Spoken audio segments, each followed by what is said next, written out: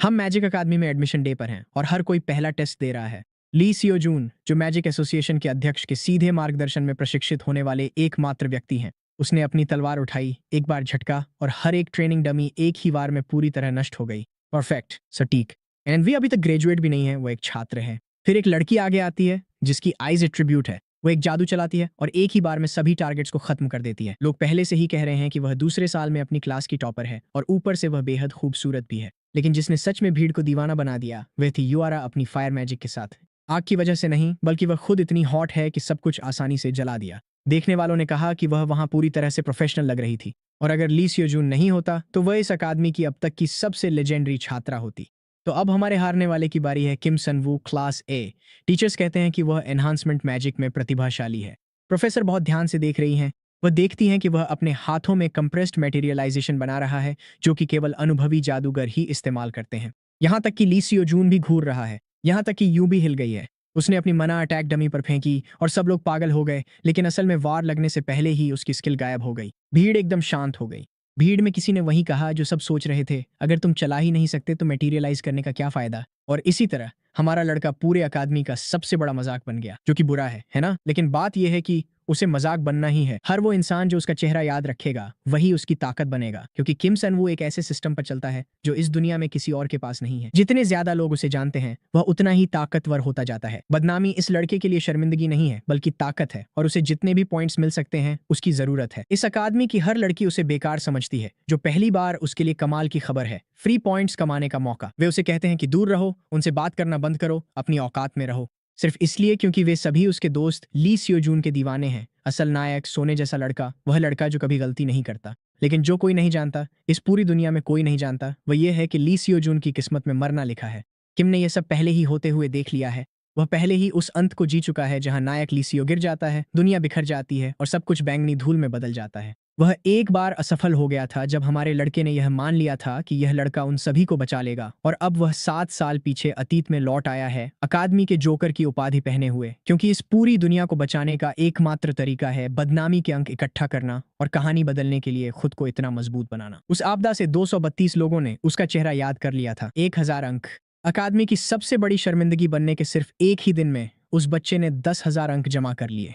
लेकिन बुरी खबर क्या है, अब पूरी स्कूल उसे यह भूलने नहीं देगी। परीक्षा का उसका वीडियो हर जगह पोस्ट हो गया और अगली सुबह जब वह कक्षा में गया तो हर एक व्यक्ति ने उसे पहचान लिया।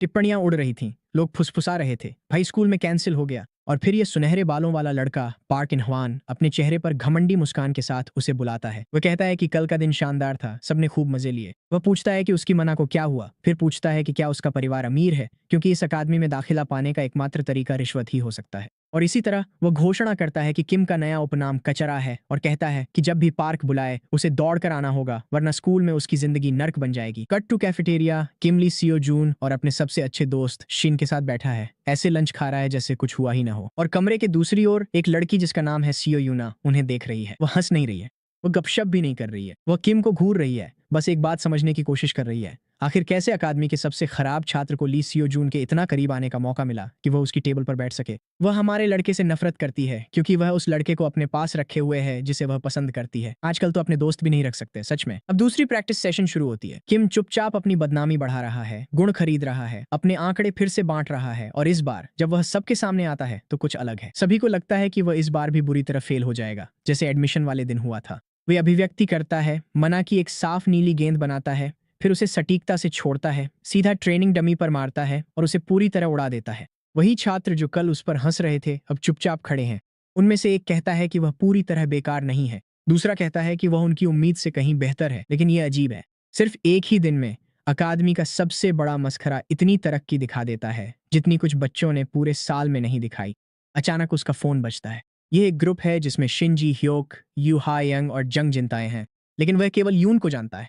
वह बाद में एक महत्वपूर्ण किरदार बनती है, लेकिन अभी तक उसे अपनी खुद की क्षमताओं के बारे में पता नहीं है, इसलिए फिलहाल उसकी भूमिका काफी छोटी है। फिर जंग सभी से पूछता है कि उनकी खासियत क्या है। उत्साहित होकर किम बताता है कि वह बिना किसी तत्व के अभिव्यक्ति करता है। फिर भी दूसरा लड़का कहता है कि अकादमी में हर कोई पहले से ही यह जानता है, इसलिए सियोजून मुख्य होगा और बाकी सभी सपोर्ट में रहेंगे। अगर वे सच में पहला स्थान पाना चाहते हैं तो उन्हें यूआरआ की टीम से बेहतर होना पड़ेगा। इसके ठीक बाद सभी छात्र प्रशिक्षण मैदान में जादू और मंत्र का अभ्यास कर रहे हैं और शिक्षक टिप्पणी करता है कि एक छात्र नियंत्रण पर बहुत ज्यादा ध्यान दे रहा है और सक्रियण में असफल हो रहा है। उसे अपनी मना में और अधिक शक्ति डालने की जरूरत है। तो वह ऐसा करती है, एक चमकदार अग्निगोला बनाती है और अपनी सारी मना का उपयोग करते हुए उसे पूरी ताकत से फेंक देती है।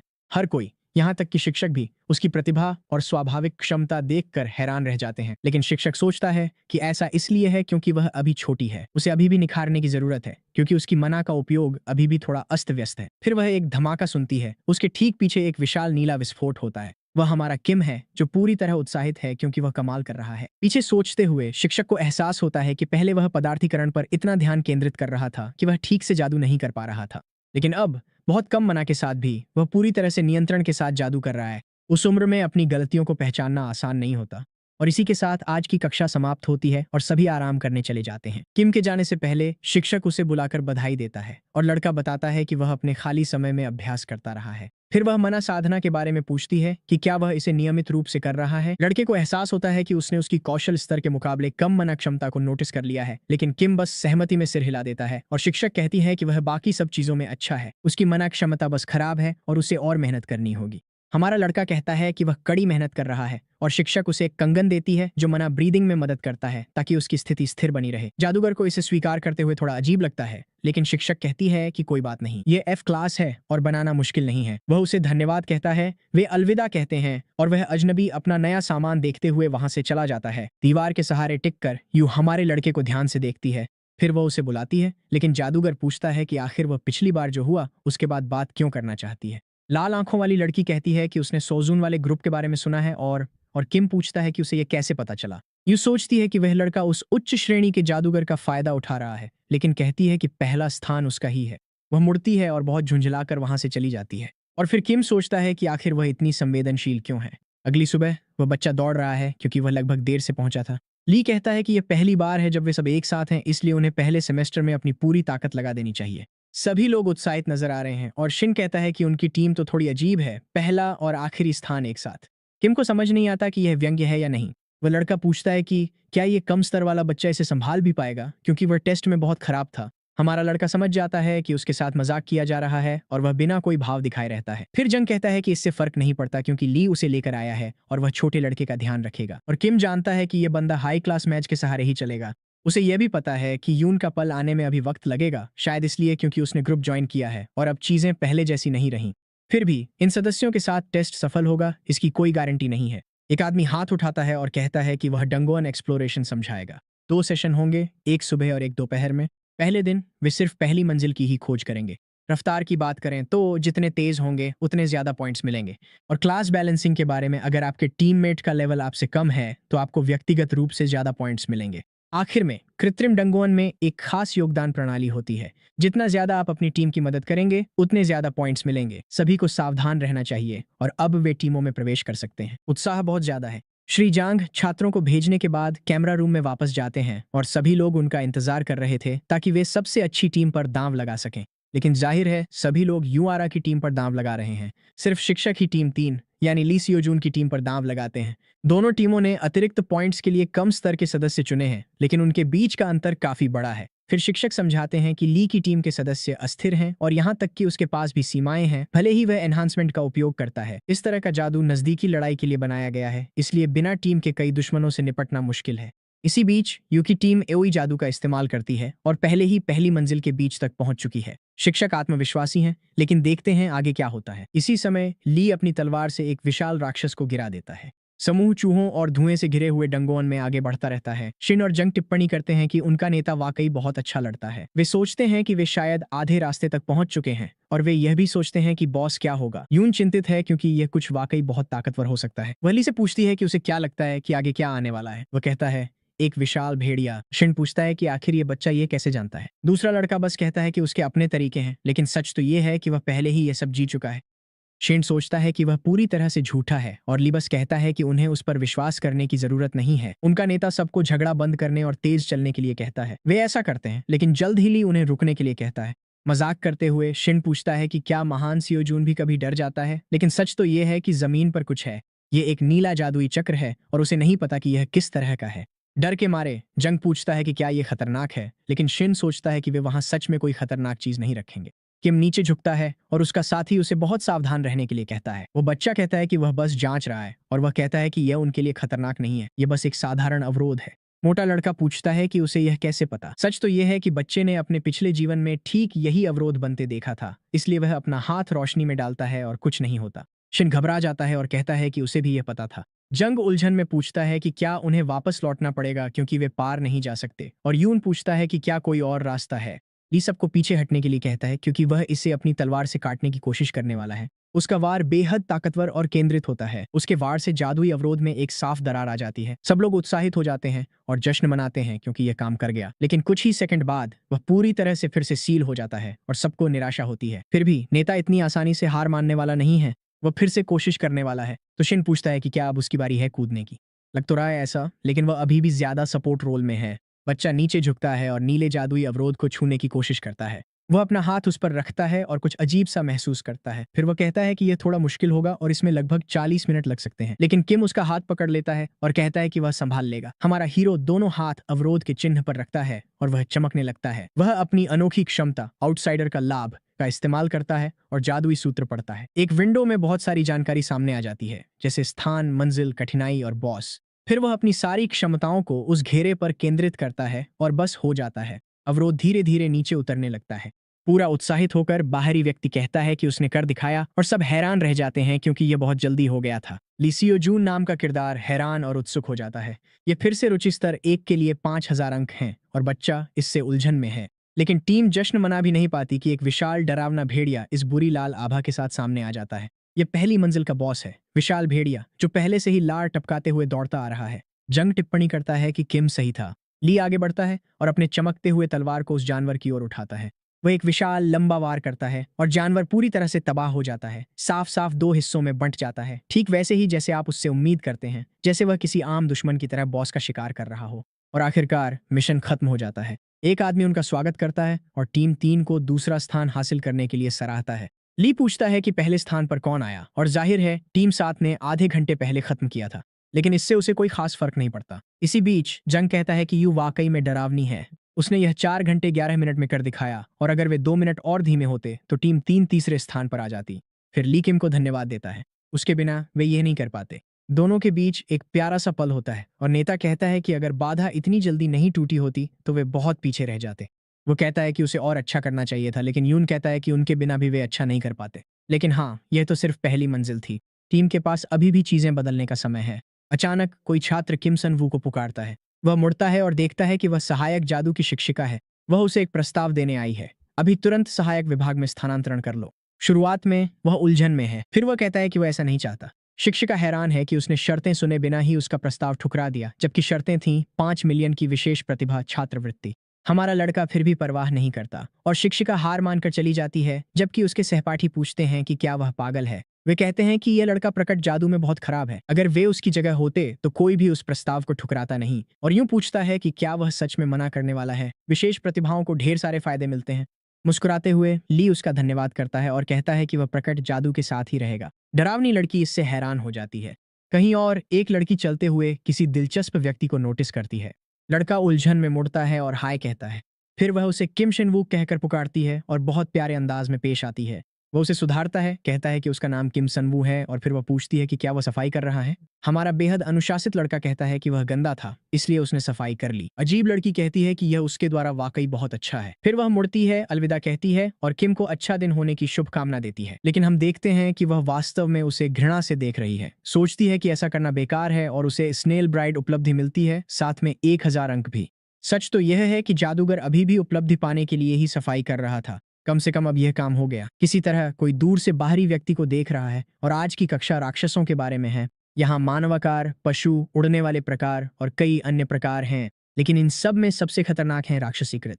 ये कहने के बाद प्रोफेसर पूछते हैं कि क्या किसी को पता है क्यों। किम समझाता है कि जब तक वे खुद अपनी पहचान उजागर न करें या अपने क्रोध की सीमा तक न पहुंचे, उन्हें इंसानों से अलग पहचानना असंभव है। बिल्कुल सही। वे अब भी मानव जीवन द्रव पीते हैं और राक्षसों को नियंत्रित करते हैं, यानी समाज के लिए एक बुरा सपना है। और चूंकि वे बिल्कुल इंसानों जैसे दिखते हैं, ज्यादातर लोग बिना खास उपकरण के उन्हें पहचान नहीं सकते। हालांकि कभी कभी उनकी आंखें काली हो जाती हैं। घबराए हुए किम को याद आता है कि इस हफ्ते एक घटना होने वाली है जिसमें पहली बार एक राक्षसीकृत प्रकट होता है। तभी ली, जो सिर्फ एक छात्र है, उनमें से एक को हरा देता है और यह एक बड़ी खबर बन जाती है। लड़का संभाल सकता है, लेकिन यह बेहतर है कि आसपास कोई खतरा तो नहीं, इसकी जांच कर ली जाए। फिर भी अगर उसे सियोजून का पीछा करना है तो उसे पैसे की जरूरत पड़ेगी। थोड़ी देर बाद किम ध्यान कर रहा है और अपनी मना बढ़ा रहा है। यह 200वें हिस्से तक बढ़ जाती है, लेकिन नेचर्स ब्लेसिंग की वजह से जो 12% बढ़ गई, बच्चे को और 300वें हिस्से का फायदा हुआ। अपने खाली समय में की गई सारी ट्रेनिंग आखिरकार रंग ला रही है। फिर अचानक वह देखता है कि नेचर्स ब्लेसिंग लेवल अप होकर क्लास 2 पर पहुंच गई है और हार्ट ऑफ नेचर नामक एक ट्रेट अनलॉक हो गया है।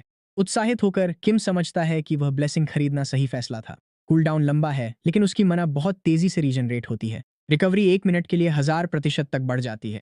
फिर भी वह इसे दिन में सिर्फ एक बार ही इस्तेमाल कर सकता है। किम को मैनिफेस्टेशन टाइप होना बहुत पसंद है। फिर उसे वह टीचर याद आता है जो उसे सपोर्ट में ट्रांसफर करना चाहता था। बैरियर्स तोड़ना सिर्फ बाहरी लोगों के लिए अच्छा है क्योंकि आप उन्हें बना नहीं सकते, लेकिन स्कॉलरशिप मिलना वाकई अच्छा होता। उसके खाते में सिर्फ 30,800 वॉन ही है। छात्र होना मतलब हमेशा तंगहाली में रहना। फिर भी जादूगर सोचता है कि जल्दी पैसे कमाने का एक आसान तरीका है छोटे रन करना। डंगोनन क्लियर करना, राक्षसों का शिकार करना और लूट बेचना बहुत खतरनाक है, लेकिन टावर चढ़ने का विकल्प भी है। हमारा हीरो निचली मंजिलों को संभाल सकता है, लेकिन वह अभी भी छात्र है और नाबालिग भी, इसलिए उसे अनुमति नहीं मिल सकती। और जैसे ही उसके दिमाग में कोई बल्ब जल उठता है, उस रात कोई टीचर्स को बताता है कि उसने आज एक प्रभावशाली छात्र को देखा। किम सनवू, जो सेकंड ईयर में है, सुबह जल्दी आया और सफाई कर रहा था। खुश होकर टीचर जोड़ता है कि वह हमेशा बहुत ध्यान से पढ़ता है और क्लास में भाग लेता है। महिला टीचर कहती है कि मैनिफेस्टेशन वाले बच्चे ऐसे ही होते हैं। किसी ने उसे इससे बाहर निकालने की कोशिश की, लेकिन बाहरी व्यक्ति इतनी आसानी से फंसने वाला नहीं था। फिर भी आजकल एक सक्रिय और खुशमिजाज छात्र को देखना बहुत अच्छा लगता है। इसी बीच वह शरारती लड़का अपना दिमाग दौड़ा रहा है जब उसे एहसास होता है कि उसे वास्तव में छात्र होने की जरूरत नहीं है और वह खुद को इसके लिए जीनियस समझता है। और टीचर्स द्वारा पसंद किया गया छात्र उपलब्धि पूरी हो जाती है, जिससे कुल 2000 अंक मिलते हैं, जिससे वह बच्चा बहुत खुश हो जाता है। बिल्कुल, वह सीधे दुकान पर जाता है और 10,000 अंक खर्च कर देता है। इस डरावनी आभा के साथ किम जो भी खरीदेगा उसी से वह अपना पैसा वसूल करेगा। शनिवार सुबह एक आदमी उससे उसका जादूगर लाइसेंस दिखाने के लिए कहता है। किम ने कागज थमा दिया। अब वह चश्मा लगाए हुए है और अपने बाल पीछे की ओर सलीके से किए हुए हैं।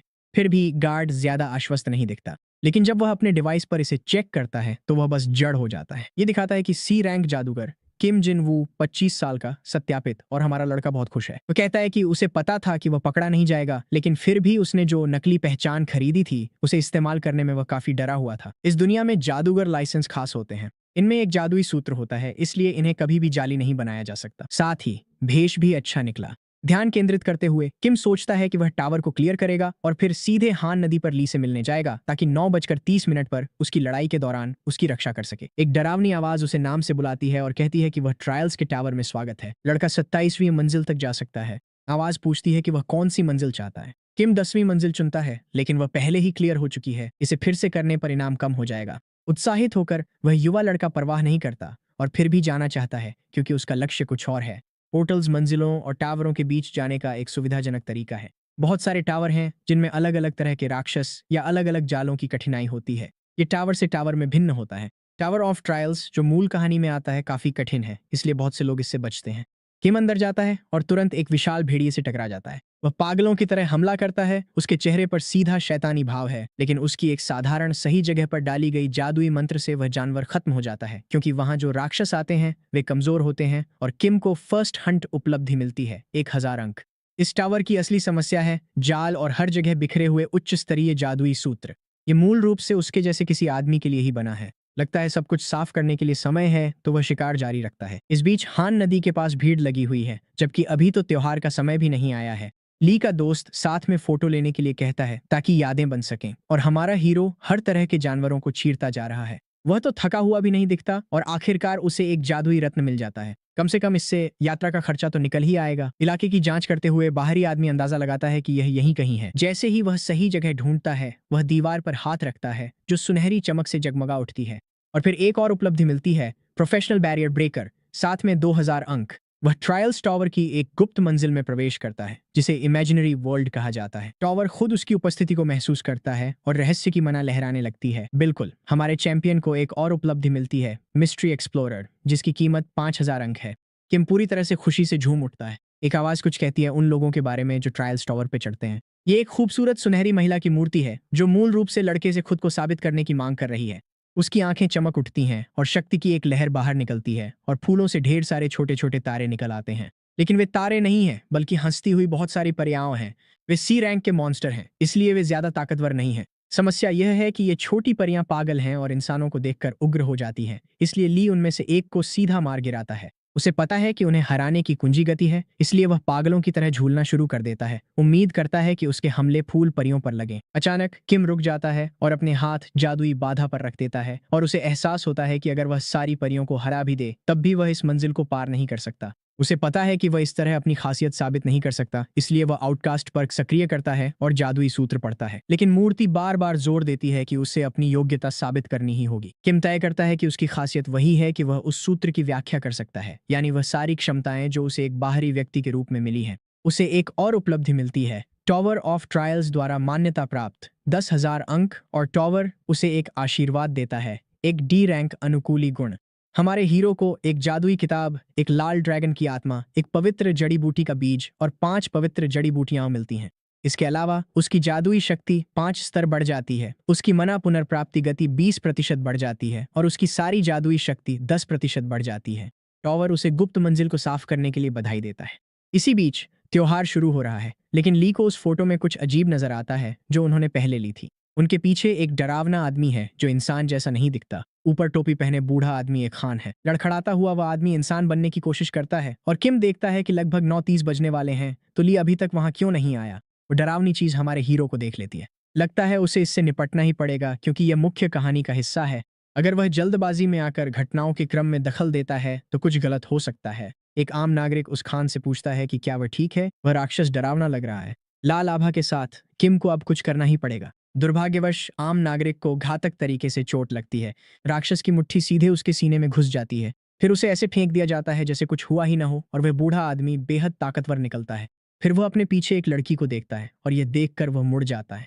सभी लोग चिल्लाने लगते हैं कि यह एक पागल हो चुका राक्षस है और उन्हें मदद के लिए बुलाना चाहिए। और आखिरकार किम समझ जाता है कि अब वह हिचकिचा नहीं सकता और हमला करने के लिए तैयार हो जाता है। इन लोगों को बचाना कहानी से चिपके रहने से ज्यादा जरूरी है। फिर ली और उसका दोस्त फोटो को एक स्पेशल फोर्सेस के सुरक्षा अधिकारी को दिखाते हैं जो पुष्टि करता है कि यह एक राक्षस है। वे कहते हैं कि वह पास ही था और वह आदमी कहता है कि यह तो तबाही है क्योंकि वहां बहुत सारे लोग हैं और राक्षस जितने ज्यादा इंसानों को खाता है उतना ही ताकतवर हो जाता है। अचानक एक विशाल मना की लहर आती है और सुरक्षा अधिकारी तुरंत उसकी ओर दौड़ पड़ता है। जब वह वहां पहुंचता है तो ली सोचता है कि वह कौन है जो उस जानवर का सामना करने और लड़की को बचाने की कोशिश कर रहा है। वह चीज एक जबरदस्त हमला करती है, लेकिन लड़की को एक मेज द्वारा बचा लिया जाता है। बाहरी व्यक्ति समझ जाता है कि वह बहुत करीब आ गया है और अब उसे कुछ करना होगा। राक्षस उस बेचारी लड़की का पीछा करना शुरू कर देता है। ध्यान केंद्रित करते हुए हीरो समझता है कि यह राक्षस शायद बी रैंक का है। इससे सीधे लड़ना तो जैसे मौत को बुलावा देना है। तो वह अपनी सारी मना इकट्ठा करता है और उसे उसके कमजोर हिस्से यानी गर्दन के पीछे पर दाग देता है। एक मध्यम आकार का विस्फोट होता है और चमकदार नीली मना के टुकड़े बिखर जाते हैं। लेकिन वह बड़ा कमीना अभी भी खड़ा है और लड़ने के लिए तैयार है। अब उसका आधा चेहरा बिगड़ गया है और हालात और खराब करने के लिए वह बहुत तेजी से खुद को फिर से ठीक करने लगता है। किम को एहसास होता है कि उसने गलती कर दी क्योंकि उसने उसका दिमाग पूरी तरह से नष्ट नहीं किया। अब वह राक्षस पूरी तरह गुस्से में है। उसके ताकतवर शरीर के चारों ओर एक डरावनी बैंगनी आभा है और वह पूरी ताकत से सीधे जादूगर पर झपट पड़ता है। हमारा हीरो इसे बाद के लिए बचा कर रख रहा था, लेकिन अब उसके पास कोई और विकल्प नहीं है। हार्ट ऑफ नेचर प्रभाव सक्रिय हो जाता है। मना रिकवरी की गति 1000% प्रति मिनट तक बढ़ जाती है। किम चारों ओर मना से घिरा हुआ है और उसे पता है कि भले ही वह इस बड़े राक्षस को 1 मिनट में खत्म न कर पाए, कम से कम उसे बुरी तरह से नुकसान जरूर पहुंचा सकता है। इसलिए वह अपनी पूरी ताकत झोंक देता है। राक्षस खुद को बचाने की कोशिश करता है, लेकिन फिर भी वह पिट जाता है और जल जाता है। किम के हमले अभी खत्म नहीं हुए हैं, उसके पास अभी भी कुछ सेकंड बाकी है। जानवर रोकने की कोशिश करता है, लेकिन एक साथ इतने सारे वार झेलना मुश्किल है और लड़का तो उसे चुनौती भी देता है कि कोशिश करके देख ले। चश्मा पहने लड़का सीधे राक्षस के सिर पर निशाना साध रहा है और राक्षस जोर से चीख उठता है। शायद अगर वह इसी तरह जारी रख सके तो यह काम कर जाएगा, लेकिन दुर्भाग्यवश 1 मिनट बीत जाता है, उसकी मना खत्म हो जाती है और राक्षस अभी भी खड़ा है। थोड़ा हिल गया है, लेकिन पहले से ही खुद को फिर से ठीक कर रहा है। तभी स्पेशल फोर्सेज वाला आदमी आता है और राक्षस को टुकड़ों में काट देता है और वह कहता है कि स्थिति को सफलतापूर्वक संभाल लिया गया है। वह खुद को स्पेशल फोर्सेस के एजेंट जोंग ह्योन सू के रूप में परिचित कराता है और कहता है कि बच्चे की वजह से इसे संभालना आसान हो गया। फिर वह उसकी पहचान की पुष्टि और इनाम देने के लिए उसकी मैच लाइसेंस देखने के लिए कहता है। जियोंग ये जानकर हैरान रह जाता है कि वह लड़का सी रैंक का है, क्योंकि उसे लगा था कि वह कम से कम बी रैंक का होगा। तभी किम देखता है कि ली और शिन दूर से देख रहे हैं और उसे गुस्सा आता है कि वे अब तक क्यों नहीं आए। इस बीच दोनों सोच रहे हैं कि उन्होंने इस लड़के को पहले कहीं देखा है। ली बच्चे के पास जाता है और पूछता है कि क्या वह किसी किम सनवू को जानता है। मुख्य व्यक्ति यह भी बताता है कि यह सनवू मैजिक एकेडमी में जाता है। शिन सोचता है कि शायद उनका आपस में कोई रिश्ता है। हमारा चालाक हीरो कहता है कि वह यह नाम पहली बार सुन रहा है। जोंग कहता है कि शायद यह लड़का बस साधारण दिखता है और उन्हें वहां से जाने के लिए कहता है। एजेंट बाहरी व्यक्ति का बहुत धन्यवाद करता है, लेकिन ली बिल्कुल भी संतुष्ट नहीं है। पूरी मासूमियत से जादूगर कहता है कि उसने तो बस वही किया जो उसे करना चाहिए था। अब जोंग को जाना है। रिपोर्टर और अन्य एजेंट बाकी सब जल्दी ही संभाल लेंगे। किम झुककर उसका धन्यवाद करता है कि उसने उसकी जान बचाई। इसके ठीक बाद सिस्टम विंडो बताती है कि उसने जांग हान नाम के बी रैंक विलेन को दबाने में हिस्सा लिया, जो शायद असली कहानी के साथ छेड़छाड़ कर रहा है। ये बताता है कि एक मामूली बदलाव पाया गया है और इनाम है 5,300 पॉइंट्स। संयोग 0.2 बढ़ गया। किम समझ जाता है कि सब कुछ बदल गया क्योंकि उसने हस्तक्षेप किया। अगर पहली बार ली की मौत हो गई थी जब उसने कुछ नहीं किया, तो शायद अब वह उसे बचा सकता है। अगर वह 100 संयोग तक पहुंच जाता है तो वह एक ड्यूस एक्स माकिना बन जाएगा और जो चाहे पा सकता है, शायद असली दुनिया में भी लौट सकता है। तो अब हिचकिचाने की कोई वजह नहीं है। लक्ष्य है ली सियोजून की रक्षा करना और संयोग बढ़ाना। उसे जब भी मौका मिले हस्तक्षेप करना होगा। और ली को भी राक्षस को मारने के लिए 15 लाख वॉन का इनाम मिला। उस त्रिशूल को हॉस्टल तक घसीटना मुश्किल होता, तो यह बिल्कुल सही रहा। अब वह सच में आराम करेगा और अपनी कमाई का आनंद उठाएगा। विशेष हान संघ होटल में जो जादूगरों की पसंदीदा जगह है, वे मूल रूप से एक वैश्विक निगम है, एक ऐसा संगठन जिसमें ताकत, शक्ति और पैसा है, और वे कहानी में काफी बड़ी भूमिका निभाते हैं। जब वह विशाल होटल में प्रवेश करता है तो बच्चा हान सेजिन को देखता है, जो हान संघ ग्रुप के उपाध्यक्ष हैं। कोई उसे बताता है कि उसकी बहन डिनर पर जाना चाहती है और किम उपाध्यक्ष को यह कहते हुए सुनता है कि उसे अपनी बहन सियोन से मिले काफी समय हो गया है। शायद बच्चे को हान सियोन नामक एक किरदार याद आता है। वो त्रिशूल तो बहुत ही चमकीला है, बेहतर होगा कि इसे बेच दिया जाए। लेकिन जादुई स्क्रॉल बाद में काम आ सकता है और वह जड़ी बूटियां उपाध्यक्ष की बहन को देगा। लेकिन दुर्भाग्यवश उसे कल तक इंतजार करना पड़ेगा। और सुबह टीवी पर एक महिला कहती है कि एक खास व्यक्ति को टॉवर ऑफ ट्रायल्स की सीक्रेट फ्लोर क्लियर करने के बाद काफी ध्यान मिल रहा है। सिर्फ एक सी रैंक के जादूगर ने क्लियर के तुरंत बाद हान नदी में उग्र राक्षस को हराकर सभी को चौंका दिया। यह वीर व्यक्ति किम जिन वू है और वे घोषणा करते हैं कि उसकी रैंक को प्रमोशन के लिए समीक्षा की जा रही है। इसी बीच लोग उसके बारे में इतना बात कर रहे हैं कि उसे लिटिल हीरो अचीवमेंट मिल जाता है। 20 लाख नागरिक उसके आभारी हैं। उत्साहित होकर किम कहता है कि उसे सिर्फ एक अखबार के लेख से 21,000 पॉइंट्स मिल गए। लेकिन अब उसकी पहचान सबके सामने आ गई है। शायद अब हान सियोन से मिलने का समय आ गया है। सड़क पर लोग उसके बारे में बात कर रहे हैं और वह बच्चा मशहूर होने का खूब आनंद ले रहा है। लेकिन तभी उसकी नजर एक गंभीर व्यक्ति पर पड़ती है। हान संघ परिवार के तलवारबाज, एक एस रैंक मैच जिसका नाम है जांग सूजी।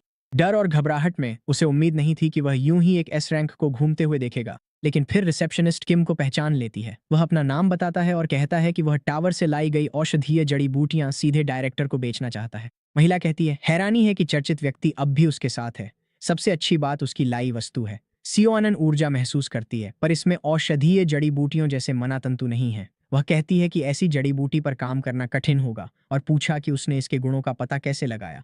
किम कहता है कि वह लंबे समय से चिकित्सा का अध्ययन कर रहा है और उसे लगता है कि यह एक विशेष औषधीय घटक है। यह अन्य सामग्रियों की प्रभावशीलता को बहुत अधिक बढ़ा देता है, लेकिन अकेले में इसका कोई असर नहीं होता। अभी तक कोई नहीं जानता कि इस जड़ी बूटी को कैसे संभालना है। इसका हल वहीं मौजूद एक प्रतिभाशाली फार्मासिस्ट है, लेकिन वह पूरी तरह से आश्वस्त नहीं है। वह टिप्पणी करती है कि यह जड़ी बूटी खुद कितनी महत्वपूर्ण है और पूछती है कि क्या किम की कोई विशेष शर्तें हैं।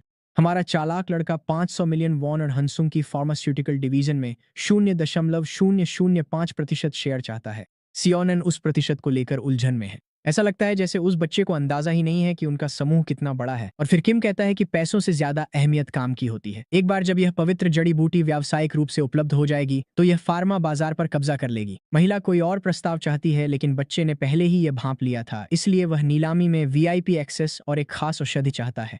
फिर भी वो भुगतान करेगा। फिर सियोन पूछती है कि क्या वह चाहती है कि वह उसकी संदेशवाहक बने। किम कहता है कि बदले में वह उसके भाई हान सेजिन की कमजोरियां बताएगा। हमारा लड़का जानता है कि वह हान संघ समूह पर कब्जा करना चाहती है और वह इसे पाने के लिए इतनी बेताब है कि उसे अपने परिवार को बर्बाद करने की भी परवाह नहीं है। इसी बीच राक्षस जांग हान की हार का शोक मना रहे हैं क्योंकि वे उसके गुस्सा होने से पहले ही अंदर जा सकते थे। राक्षस उत्तेजित हो जाता है और चिल्लाता है कि वह उसे बचा सकता था। फिर दूसरा राक्षस बैक गांग से शांत होने के लिए कहता है, यह एक आदेश है। एक दोस्त की मदद करना जो इंसानों की भीड़ के बीच पागल हो गया था केवल उन्हें खतरे में डाल देता। लेकिन दूसरा राक्षस फिर भी परेशान रहता है, कहता है कि वह अब और छाया में जीना बर्दाश्त नहीं कर सकता और वह वादा करता है कि वह उस बेवकूफ किम जिनवू को खत्म कर देगा। फिर दूसरा राक्षस पूछता है कि क्या वह वाकई सुनिश्चित है, क्योंकि वह आदमी उनके क्लाइंट के करीब है और बैक को तो यह भी नहीं पता कि वह व्यक्ति है कौन। बाहर ऐसे राक्षस हैं जो अपने ही परिवार को मुस्कुराते हुए मार डालते हैं। मुस्कुराते हुए और दोहरे चेहरे के साथ सियोन कहती है कि उसने अपने भाई को काफी समय से नहीं देखा है। कुछ देर बाद सेजन पूछता है कि कंपनी कैसी चल रही है, लेकिन उसकी बहन कहती है कि काम मुश्किल है और लोगों से निपटना थका देने वाला है। वह थकी हुई है और उसका भाई टिप्पणी करता है कि उनके पापा ने इतनी जल्दी उसे कंपनी सौंप दी जब वह अभी इतना छोटा है। और सियोनन सोचती है कि अगर यह उसके लिए बहुत ज्यादा है तो वह कभी भी अधिकार उसे सौंप सकता है। इसी बीच किम ने उसका कॉन्टैक्ट सेव कर लिया, सोचते हुए कि 2 अकाउंट्स का इस्तेमाल करना सुरक्षित रहेगा और वैसे भी सब कुछ ठीक हो गया। उसकी वजह से बच्चा अब काफी सहज महसूस करता है। वह वाकई बहुत होशियार होगी। शायद वह ये जांच रही है कि जो कमजोरी उसने बताई थी वह वाकई में काम की जानकारी है या नहीं। फिर किम को सियोन से एक संदेश मिलता है जिसमें वह कहती है कि वह सिर्फ 1 महीने के लिए उसकी संदेशवाहक बनेगी। वह कहती है कि वह आज ही भुगतान अग्रिम भेज देगी और पूछती है कि क्या उसे और कुछ चाहिए। हन सियोन उस पर भरोसा करती है। ये एक और 1000 पॉइंट्स हैं, जितनी जल्दी उसने सोचा था उससे भी तेज। वह एक पोषण और अंडरग्राउंड एरिना में प्रवेश के लिए एक टिकट मांगता है। वह कहती है कि जब सब तैयार हो जाएगा तो वह उसे बता देगी, लेकिन उसे राक्षसों की चिंता है क्योंकि उसे पता है कि कहानी में बदला लेने की साजिश है। इसलिए वह एक किलिंग इंटेंट सेंसर गुण खरीदने का फैसला करता है, जिससे वह 500 मीटर के दायरे में किसी के भी उस पर हमला करने की मंशा को महसूस कर सकता है। लेकिन दुर्भाग्यवश इसकी कीमत 50,000 पॉइंट्स है। फिर भी उसे इसकी जरूरत है। अगर वह इसे अपनी जान की कीमत माने तो इसे स्वीकार करना आसान हो जाता है। कुछ दिनों बाद पोषण तैयार हो जाता है जो दिव्य जड़ी बूटियों का मिश्रण है। इसके साइड इफेक्ट्स बहुत कठोर हैं। ये 5 मिनट के लिए मना रिकवरी स्पीड को 500% तक बढ़ा देता है, लेकिन उसके बाद उसे 30 मिनट तक कोई मना नहीं मिलेगा।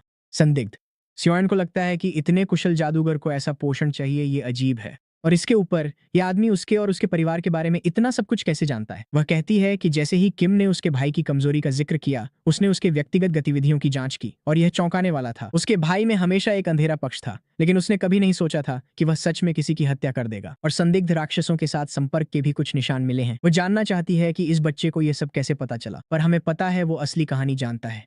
लालची हान सेजिन राक्षस संघ मिलकर विलेन बन जाता है। किम चतुराई से कहता है कि हान संघ फार्मा के मुनाफे का 5% मिलने पर वो सब बता देगा। सियोनन कहती है कि यह कहना ज्यादा आसान होगा कि वो उसे बताने वाला नहीं है। और जहां तक एरिना में प्रवेश की बात है, ऐसा लगता है कि उसे ट्रांसफर नहीं किया जा सकता। दोनों को एक साथ अंदर जाना होगा। ध्यान देते हुए बाहरी व्यक्ति टिप्पणी करता है कि इसी वजह से वह ऐसे कपड़े पहने हुए है।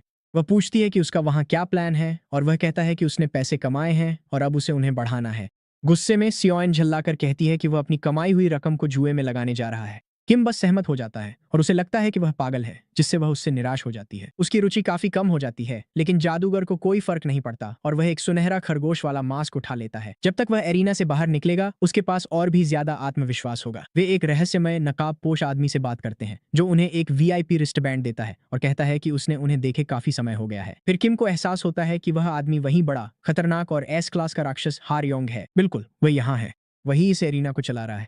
हमारे हीरो को सावधान रहना होगा कि वह इसमें फंस न जाए। सियोनन कहता है कि वहां बहुत सारे लोग हैं, वहां का माहौल बहुत जोशीला है और किम कहता है कि शायद ये यांग होंगजू की वजह से है। वह इस समय का सबसे लोकप्रिय फाइटर है, एक जादूगर जो 3 साल से चैंपियन है, मूल रूप से A क्लास।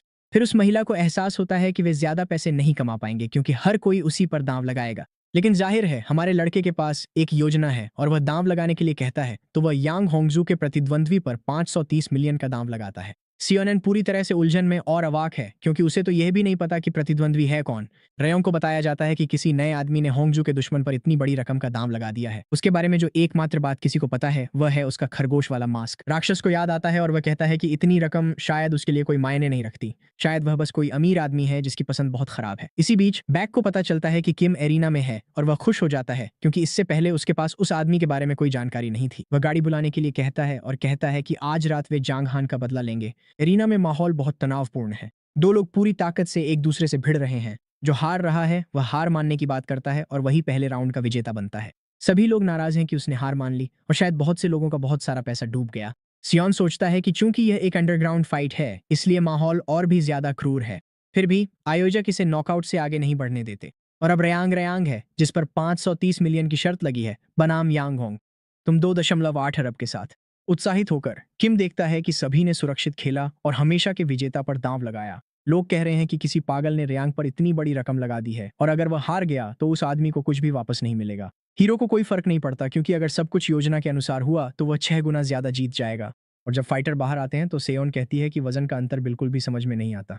बाहरी व्यक्ति मानता है कि वह लड़का उसकी उम्मीद से ज्यादा दुबला है, लेकिन पैसा ही एकमात्र वजह नहीं है कि वह बच्चा आया है। ये जॉन ग्रुप की वजह से है, जो मुख्य कहानी के बड़े खलनायक हैं। क्योंकि रयांग आखिरकार उनके गिरोह में शामिल हो जाता है, इसीलिए किम उसे कम से कम एक बार लड़ते हुए देखना चाहता था। घबराया हुआ वह युवा बार बार खुद से कहता रहता है कि यह तो मूल कहानी में लिखा था, इसलिए सब ठीक रहेगा। दुबला लड़का कभी भी अंडरग्राउंड अखाड़े में नहीं हारा है।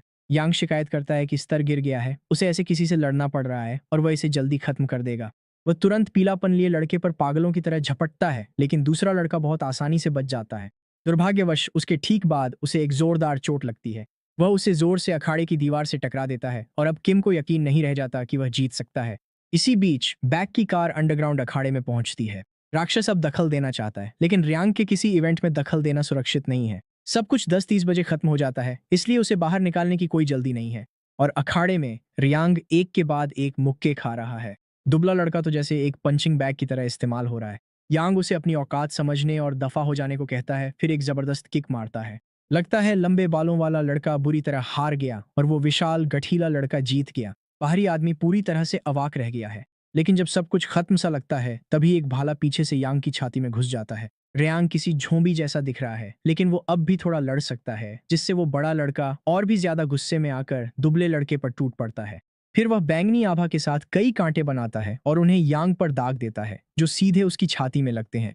लगता है कि वह अब इससे बच नहीं पाएगा। वह लड़का अखाड़े के बीचों बीच गिर जाता है, पूरी तरह से तबाह हो चुका है। इस बीच भीड़ को तो समझ ही नहीं आ रहा कि कैसे प्रतिक्रिया दें और सेयोन पूरी तरह से हैरान है। किम कहता है कि उसका काम यहाँ खत्म हो गया है, अब चलने का वक्त है। लेकिन राक्षस बॉस को लगता है कि यह कुछ ज्यादा ही आसान हो गया। रयांग सिर्फ इसलिए जीता क्योंकि यांग ने अपनी सतर्कता छोड़ दी थी, लेकिन उसे महसूस होता है कि उस शर्त के पीछे कुछ और था। वह अपने अधीनस्थ को आदेश देता है कि आज की शर्त जीतने वाले आदमी को ढूंढो। बाहर सेयोन पूछती है कि उस जवान लड़के को कैसे पता था कि दुबला पतला वाला जीत जाएगा। किम कहता है कि वह तो बस एक अंदाजा था और वह शिकायत करती है कि वह उसे कभी कुछ नहीं बताता। शर्त की बदौलत अब उस लड़के के खाते में 3 अरब से भी ज्यादा हैं और उसे अतुलनीय जुआरी की उपलब्धि भी मिल गई है।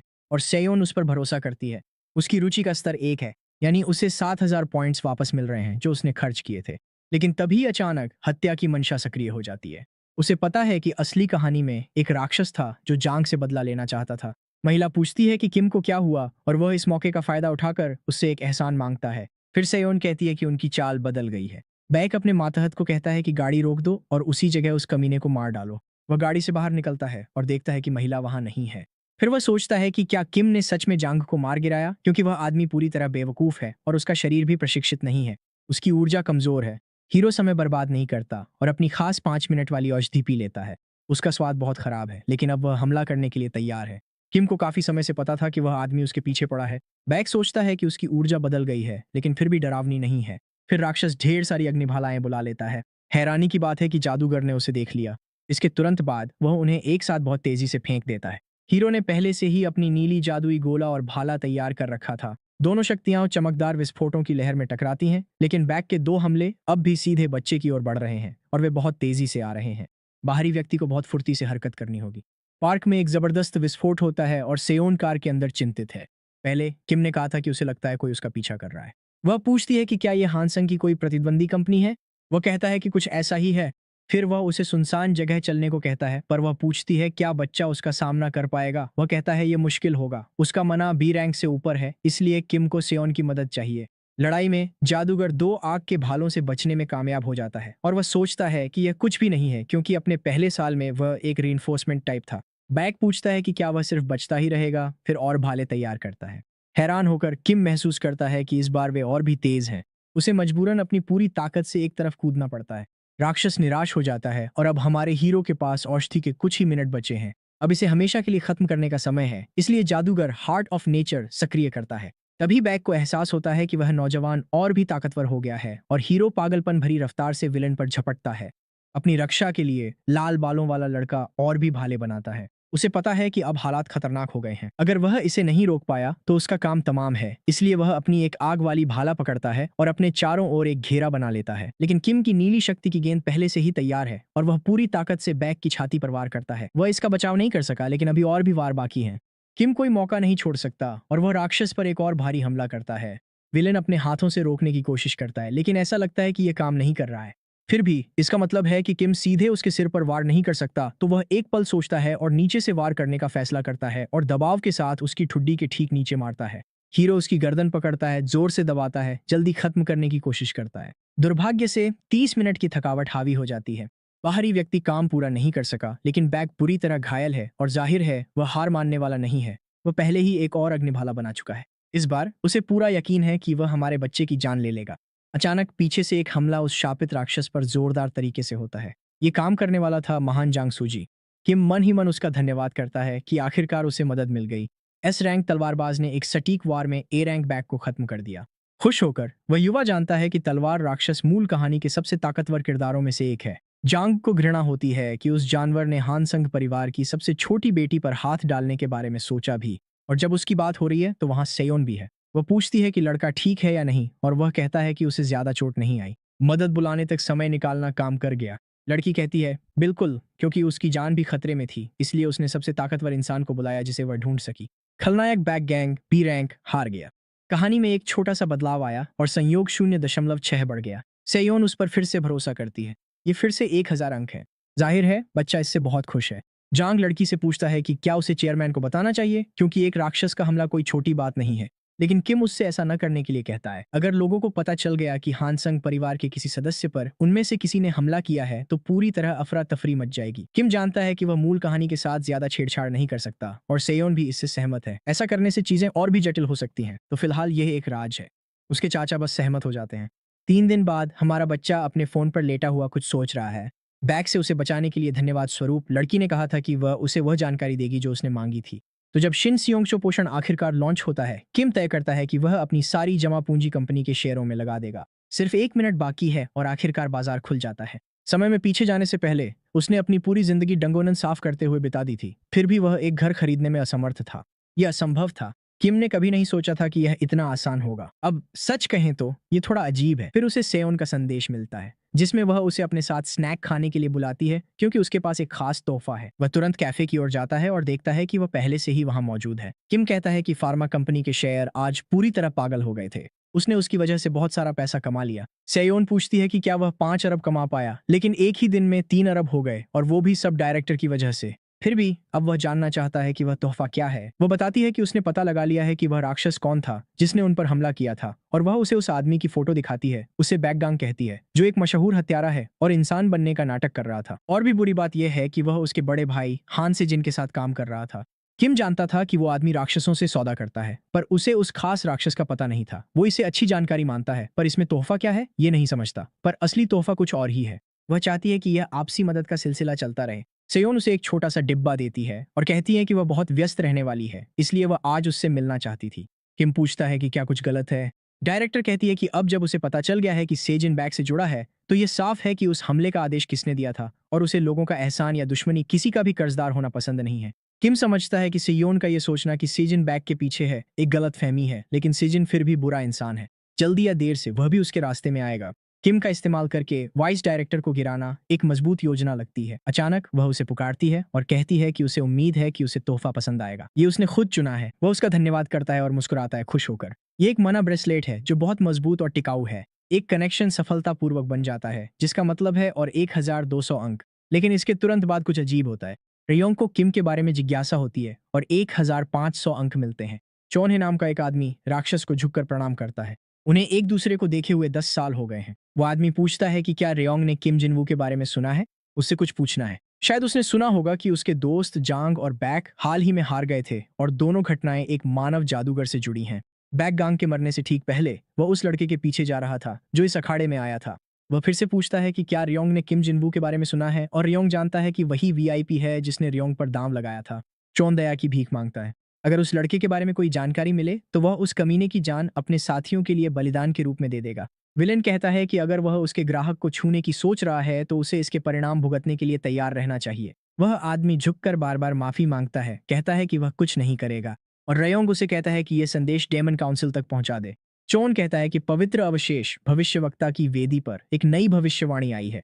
वह बच्चा जिसकी किस्मत राक्षसों का सफाया करने की है, उसे अपनी शक्ति 18 साल की उम्र में जगानी होगी और जल्द ही राक्षस राजा की मृत्यु हो जाएगी। रयोंग सोचता है कि राजा फिर से कोई तमाशा करने वाला है और पूछता है कि क्या कोई और जानकारी है। चोन समझाता है कि भविष्यवक्ता की वेदी के अनुसार जो बच्चा इस साल 18 साल का हो रहा है वह मैजिक एकेडमी में है। तो हमारा हीरो तय करता है कि किम जिनवो वाली बातों पर थोड़ा नरम हो जाए। ये रेयोंग के साथ उलझने का समय नहीं है। अभी ध्यान केंद्रित करने के लिए इससे भी ज्यादा जरूरी चीजें हैं। वह स्क्रॉल को देखता है जो एक ऐसा अवरोध बनाता है जो एक जादू को रोक सकता है। इसे हर 12 घंटे में एक बार इस्तेमाल किया जा सकता है। मिड टर्म परीक्षा जल्द ही शुरू होने वाली है। छात्रों को कई अधिकारियों के सामने अपनी क्षमताएं दिखानी होंगी। यह आयोजन ली के करियर के लिए बेहद महत्वपूर्ण है। राक्षसों का सर्वनाश करने की शक्ति के साथ जन्मा बच्चा नायक का सहयोगी बनने के लिए नियत है। उन्हें पूरी तरह विकसित होने से पहले मारने की कोशिश में राक्षस दोपहर 4 बजे स्कूल पर हमला करते हैं, लेकिन ली सियो जून द्वारा पूरी तरह से नष्ट कर दिए जाते हैं। कम से कम मूल कहानी में ऐसा ही होता है। चाहे यह कोई बहुत बड़ा आयोजन न भी हो, यह एपिसोड महत्वपूर्ण पूर्वाभास से भरा हुआ है। उसे केवल ली ही नहीं बल्कि भविष्यवाणी में बताए गए बच्चे पर भी नजर रखनी होगी। मंच पर कोई कहता है कि अगले हफ्ते के कार्यक्रम के अलावा एक और घोषणा है। छात्र थक चुके हैं और बहुत शिकायत कर रहे हैं। फिर वो आदमी कहता है कि लड़ाई ही प्रशिक्षण है और प्रशिक्षण ही लड़ाई है, और तैयार रहने के लिए अगले कुछ दिनों में सभी दूसरे वर्ष के छात्र स्पारिंग सत्रों में भाग लेंगे। अगर वे आज कोई साथी नहीं ढूंढ पाते तो वे स्वतंत्र रूप से देख सकते हैं या खुद अभ्यास कर सकते हैं। इसी बीच यूली से बेहद नाराज है और बाहरी व्यक्ति देखता है कि वे दोनों टीम बनाने वाले हैं, ठीक वैसे ही जैसे मूल कहानी में हुआ था। लेकिन उसे उम्मीद नहीं थी कि कोई भी उस बेचारे लड़के के साथ टीम बनाना नहीं चाहेगा। हालांकि उसने सिद्धांत में और बाधा को तोड़ने में प्रतिभा दिखाई थी, फिर भी कोई भी स्कूल के सबसे खराब छात्र के साथ फंसना नहीं चाहता। लेकिन इन सब बातों का कोई खास मतलब नहीं है, क्योंकि हीरो पहले ही तय कर चुका है कि उसका साथी कौन होगा और ली पूरी ताकत से प्रशिक्षण में जुटा है। फिर वह मुश्किल से एक हमले से बचता है। वह तो वहीं पर लगभग बाहर ही हो गया था। यू पूछती है कि क्या यही सब कुछ है जो महान जादूगर दिखा सकता है? अगर ऐसा है तो पहली जगह उसकी है। तो ली उस लड़की से कहता है कि खुद से आगे मत बढ़ो, क्योंकि उसने तो अभी वार्म अप भी पूरा नहीं किया है। इसी बीच कहीं और यून लड़ाई देख रही है। वह ली सियो जून और यू आरा को क्लास 1 और क्लास 2 से लड़ते हुए देखती है और खुद की तुलना दो जीनियस से करने पर उसे खुद पर दया आने लगती है। फिर दो अजनबी लोग यून के बारे में बात करने लगते हैं कि उसे लड़ना चाहिए क्योंकि वह क्लास 82 की है। बेचारी लड़की उन्हें यह कहते हुए सुनती है कि वह थ्योरी में तो अच्छी है लेकिन प्रैक्टिकल में बहुत खराब है। वे कहते हैं कि उन्हें ऐसे लोगों के लिए बुरा लगता है जैसे उसकी प्रतिभा उसके दिमाग से मेल नहीं खाती। कम से कम वह अच्छी तो है। तो यून घबरा जाती है और एक मजबूत बर्फीली मना की लहर सीधे ट्रेनिंग डमी पर छोड़ती है, लेकिन दुर्भाग्य से वह डमी हिलती तक नहीं है। वह अचानक बोल पड़ती है कि यह काम नहीं करता, चाहे वह कितनी भी कोशिश कर ले। और तभी किम आ जाता है जो कहता है कि उसकी बर्फ की मेटीरियलाइजेशन बहुत कमजोर है। सिर्फ इतना ही नहीं, बर्फ ठंडी भी नहीं है और उसकी एक्यूरेसी भी बहुत खराब है। इससे साबित होता है कि उसकी बुनियाद कमजोर है। वह इस बारे में सोचता है और महसूस करता है कि इसमें उसकी भी कुछ जिम्मेदारी है। असल में डंगोनन में ली की सलाह की वजह से युन को अब तक क्लास 6 तक पहुंच जाना चाहिए था, लेकिन क्योंकि उसने दखल दिया वह अपना मौका खो बैठी और उसकी तरक्की रुक गई। फिर किम कहता है कि हो सकता है वह अभी उलझन में हो, लेकिन अगर वे साथ रहें तो वह वादा करता है कि वह उसकी मदद करेगा। उसे उसकी तरक्की में मदद करनी है, लेकिन वो बस उसकी ओर इशारा करती है और कहती है कि वह भी उन्हीं में से एक है। ऐसे लोग जो बस उसकी आत्मविश्वास को तोड़ना चाहते हैं ताकि वह उनकी बात माने, क्योंकि वे असल में अपनी काबिलियत से उसे साबित नहीं कर सकते। और किम का जवाब सीधा है। शायद वह इसलिए गुस्सा कर रही है क्योंकि वह उसकी कही किसी भी बात का जवाब नहीं दे सकती। तो यून वहां से चली जाती है, ये कहते हुए कि उसने सोचा था वह अच्छा लड़का है, लेकिन वह गलत थी। हमारा हीरो समझ जाता है कि वह कुछ ज्यादा बोल गया और माफी मांगता है। फिर लड़की तय करती है कि अब लड़ाई में ही फैसला होगा और देखेगी कि स्कूल का सबसे बुरा लड़का असल में कितना दमदार है। उत्साहित होकर बाहरी लड़की समझ जाती है कि उसने उसका जाल पकड़ लिया है और मुकाबला स्वीकार कर लेती है। यून उसके पीछे बर्फ का जादू कर चेतावनी देती है कि मुकाबला शुरू हो गया है। चारों ओर बर्फ की नुकीली छड़ें निकलती हैं और किम देखता है कि गंभीर होने पर उसका मेटीरियलाइजेशन बदल जाता है। वह कहता है कि वह अच्छा कर रही है, पर उसका हमला करने का तरीका साधारण है। वह मूल रूप से बस बर्फ की शक्ति को जबरदस्ती अस्तित्व में ला रही है और इससे वह खुद भी तनाव में आ जाती है। वो कहता है कि वह उसे एक अलग तरीका दिखाएगा, फिर अपने हाथ उठाता है। इस बार वह उस पर और भी सटीक और शक्तिशाली हमला करती है। एक जमाने वाला विस्फोट बनता है। सौभाग्य से किम बच निकलता है। यून समझती है कि उसने सच में कुछ उपयोगी किया है, कुछ ऐसा जो वह पागलों की तरह ट्रेनिंग करने के बाद भी नहीं कर पाई थी। एक विशाल ठोस बर्फ की दीवार बनती है और हमारा पसंदीदा जादूगर उसके ऊपर जाकर उतरता है। वह सोचता है कि किसी की क्षमता को खोलने के लिए सबसे पहले सही तरह का ट्रिगर चाहिए होता है। जैसा कि उम्मीद थी, उसे उकसाना ही जवाब था। फिर यून पूछती है कि वह जीतने की क्या योजना बना रहा है। अगर वो बस भागता ही रहेगा तो शायद वह टीम बनाना ही नहीं चाहता। किम समझाता है कि अनुभवहीन मैनिफेस्टेशन जादूगरों में एक चीज समान होती है। फिर वह डरावनी रफ्तार से उसकी ओर दौड़ता है, कहते हुए कि एक बार पास आ जाओ तो उन्हें रोकना आसान है। वह उस पर केंद्रित मना गोला मारता है और यून पीछे गिर जाती है, रोकने की कोशिश करते हुए। उसकी सारी शक्ति उसके लिए स्पष्ट थी, लेकिन बाहरी व्यक्ति ने उसे एक पल में बुझा दिया। फिर वह कहता है कि यह एक अच्छा मुकाबला था। यून जमीन पर बैठ जाती है, हारने से दुखी होकर कहती है कि शायद उसे सच में उससे जादू सीखने की जरूरत है। किम उसे अपना हाथ बढ़ाता है, समझाते हुए कि वह बस अपनी प्रतिभा को बाहर लाना नहीं जानती थी। मुस्कुराते हुए वह कहता है कि वह उसकी मदद करेगा और वे दोनों मिलकर यह कर सकते हैं, सोचते हुए कि वह भी उसे बेहतर बनने में मदद करेगी। वे हाथ मिलाते हैं और सौदा पक्का हो जाता है। यून कहती है कि वह सिर्फ इस बार उस पर भरोसा करेगी और उसका शिक्षक उसे ठीक से सिखाए। अब वह उस पर भरोसा करती है और वह उसके पक्ष में है। स्तर 1 पर अब से उसे गुण अनुकूलन प्रशिक्षण करना होगा। जब वह उसे एक बर्फ का टुकड़ा देता है तो वह कहता है कि सारी जादू की शुरुआत अनुकूलन से होती है, जिसका मतलब है अपने गुणों को समझना, और यही तय करता है कि आप अभिव्यक्ति में कितने अच्छे हैं। दूसरे शब्दों में, चाहे वह कितनी भी प्रैक्टिस कर ले, उसमें कोई सुधार नहीं होगा।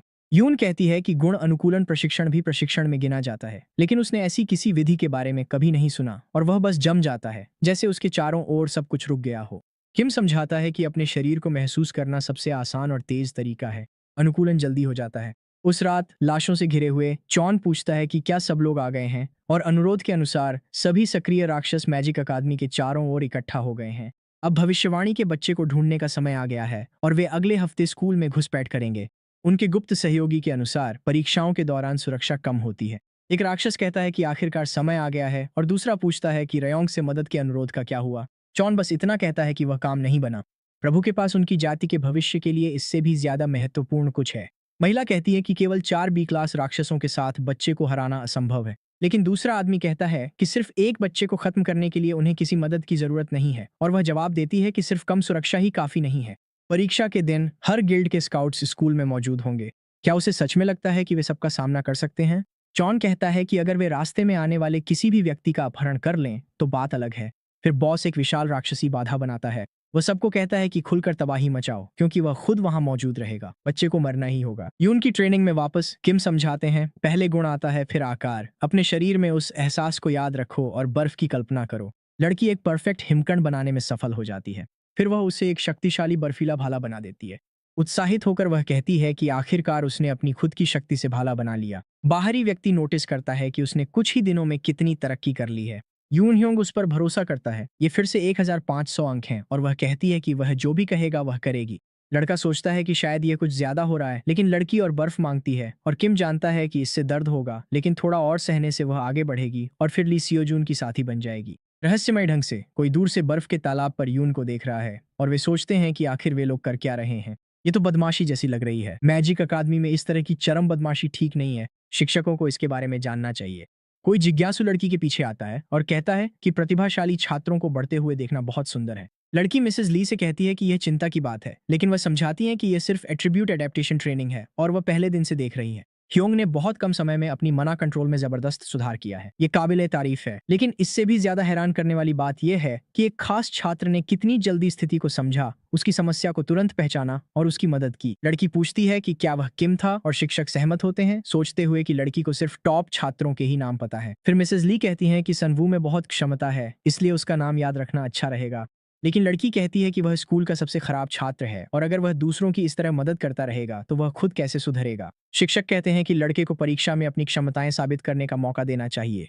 कुछ देर बाद किम को एहसास होता है कि वह फंस गया है, क्योंकि उसने एक डायमेंशनल बैकपैक पर खास छूट देखी थी जिसमें 30 किलोग्राम तक सामान रखा जा सकता है, लेकिन वह सिर्फ 5 दिनों तक ही चलता है। यह आइटम बेहद कीमती है क्योंकि यह आपको कहीं से भी सामान बुलाने की सुविधा देता है। ये लड़ाई और रोजमर्रा की जिंदगी दोनों के लिए शानदार है, लेकिन इसकी कीमत 20,000 है और उसके पास सिर्फ 8,500 है। ऐसी छूटें तो तभी दिखती हैं जब आपकी जेब खाली हो। हमारे पसंदीदा जादूगर को 5 दिनों में 11,500 पॉइंट्स जुटाने का कोई तरीका चाहिए। अचानक उसे मिस ली ह्योंग का संदेश मिलता है, जिसमें वह उसे कक्षा शुरू होने से पहले प्रिंसिपल के ऑफिस बुलाती हैं। युआरा पार्क इन ह्वान और किम सन वू वे 3 छात्र थे जिन्हें दूसरे वर्ष की विशेष मैनिफेस्टेशन कक्षा के लिए चुना गया था। यह एक उन्नत कक्षा है जिसमें छात्रों की ग्रेड्स की परवाह किए बिना केवल उनकी जबरदस्त क्षमता के आधार पर चुना जाता है। और किम को एहसास होता है कि ली भी उसी क्लास में थी। अगर वह इसमें शामिल हो जाता है तो वह उस लड़के के साथ और ज्यादा बातचीत कर सकता है। फिर पार्क, जो रैंक 5 पर है, कहता है कि वह नहीं चाहता कि सनवू स्पेशल क्लास में आए। वह सुनहरा बालों वाला लड़का साल के सबसे अच्छे छात्रों में से एक है और स्कूल के सबसे खराब छात्र के साथ फंसना उसके लिए नाइंसाफी है। वह यहाँ तक कि यू, जो रैंक 2 पर है, से भी कुछ कहने के लिए कहता है। वो कहती है कि उसे कोई फर्क नहीं पड़ता और उसे अपनी चिंता करने के लिए कहती है। नाराज होकर पार्क सोचता है कि इसी वजह से उसके कोई दोस्त नहीं है। फिर टीचर पूछती है कि किम इस शिकायत के बारे में क्या सोचता है। वह कहता है कि अगर रैंक ही समस्या है तो अब चढ़ने का वक्त आ गया है। तो महिला कहती है कि क्लास में शामिल होने से पहले उसे खुद को एग्जाम में साबित करना होगा, 80 या उससे ज्यादा अंक लाने होंगे। बाद में किम उत्साहित होकर यून से बात कर रहा है, कहता है कि अगर सब कुछ योजना के अनुसार चला तो सब ठीक हो जाएगा। दूसरे वर्ष की परीक्षा एक सहकारी चीज है। आप एक साथी के साथ टीम बनाते हैं और एक राक्षस हरे दैत्य से लड़ते हैं। अगर आप उसके शरीर के अंदर कमजोर जगहों पर ध्यान केंद्रित कर सकें तो वह तुरंत गिर जाता है, लेकिन वह जगह हर बार बदलती रहती है और ढूंढना मुश्किल होता है। इसलिए ज्यादातर छात्र सिर्फ हमलों से बचकर अच्छे अंक ले आते हैं, लेकिन असली जीनियस तो राक्षसों को मारने में भी कामयाब हो जाते हैं। सभी दर्शक तालियां बजाते हैं, कहते हैं कि यह वही है जिसकी ली सियो जून से उम्मीद की जाती है और यह भी कि उसका साथी भी वाकई अच्छा है। अब निचले रैंक वाले बच्चों के लिए रैंकिंग में ऊपर चढ़ने का समय है। बाहरी लड़का यून से रास्ता साफ करने को कहता है और पूरी रफ्तार से दौड़ पड़ता है। फिर लड़की पूरी जमीन को जमा देती है और वह ठोस बर्फ की एक विशाल दीवार बना देती है। लड़का उस पर कूदता है और खास जूतों के साथ बर्फ पर उतरता है। लोग बातें करने लगते हैं कि यही वो लड़का है जिसने रैंकिंग टेस्ट में खुद को शर्मिंदा किया था और वे उम्मीद कर रहे हैं कि उसकी मना फिर से खत्म न हो जाए। 254 लोग किम पर बाज की तरह नजरें गड़ाए हुए हैं। ये 1000 अंकों के लायक है और सभी को लगता है कि यह अजीब होने वाला है। फिर बाहरी लड़के की खासियत सक्रिय हो जाती है और इस बार हमारा हीरो मजाक नहीं बनेगा।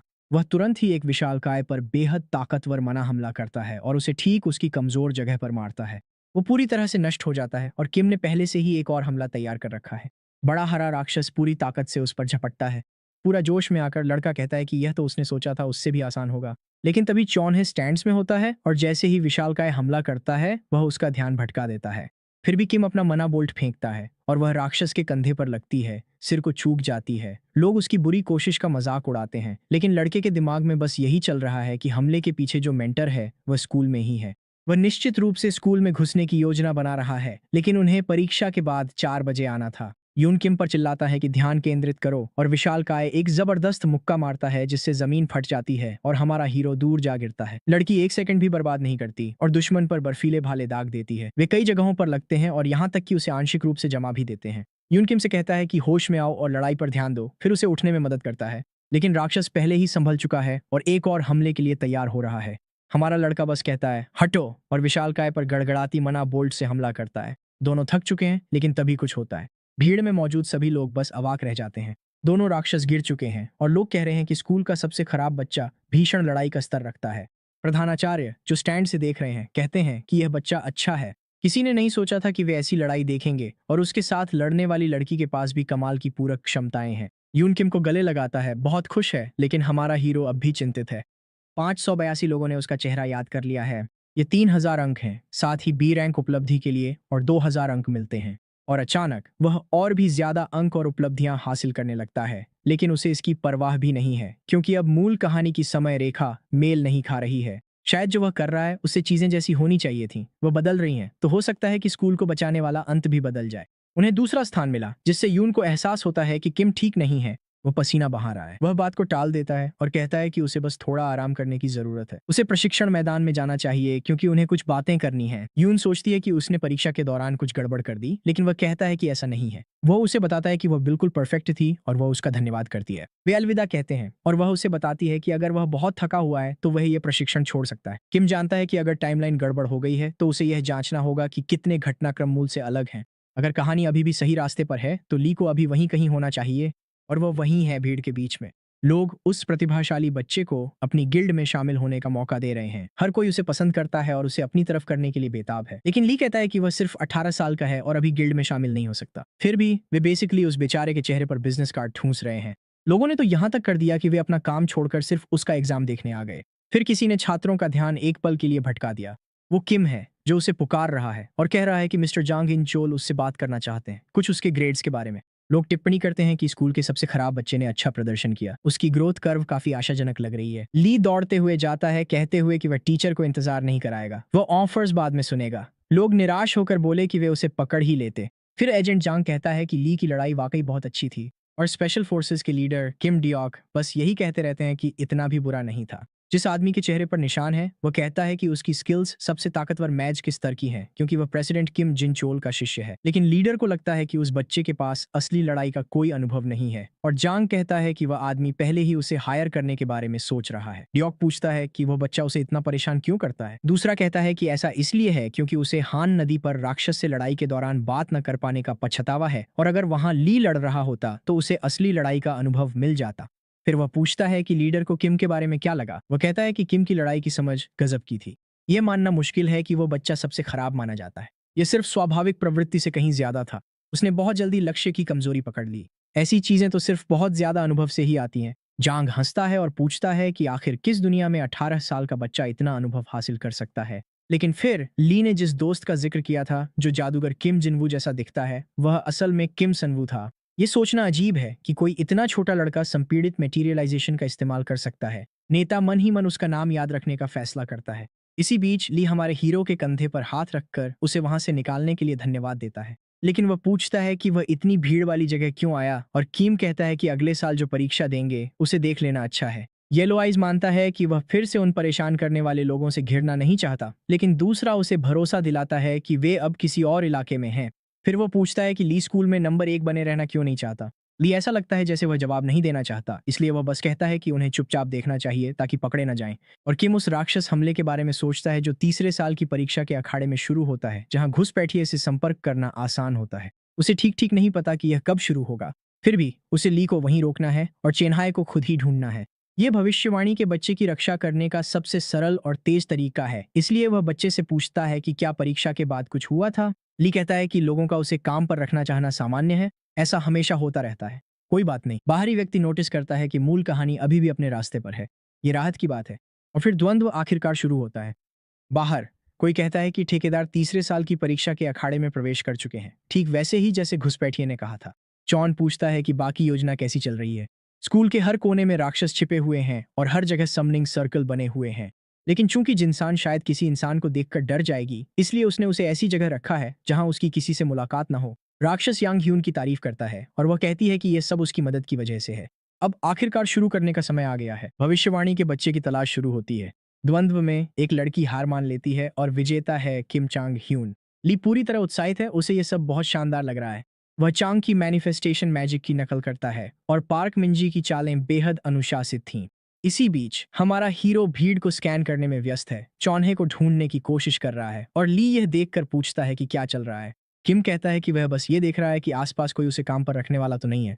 येलो आइज कहता है कि हमारा लड़का पिछले सेमेस्टर की तुलना में बहुत बढ़ गया है। जिस किसी ने भी उसका पहला एग्जाम देखा था वह हैरान रह गया और वह पूछता है कि वह किस तरह की ट्रेनिंग कर रहा है। लेकिन बाहरी व्यक्ति कुछ डरावना महसूस करता है। सब कुछ बैंगनी रंग में बदल जाता है। ये राक्षसी अवरोध है। वह उलझन में है, सोचता है कि उसकी पिछली जिंदगी में ऐसा नहीं हुआ था। छात्र घबरा जाते हैं और शिक्षकों को बुलाने लगते हैं।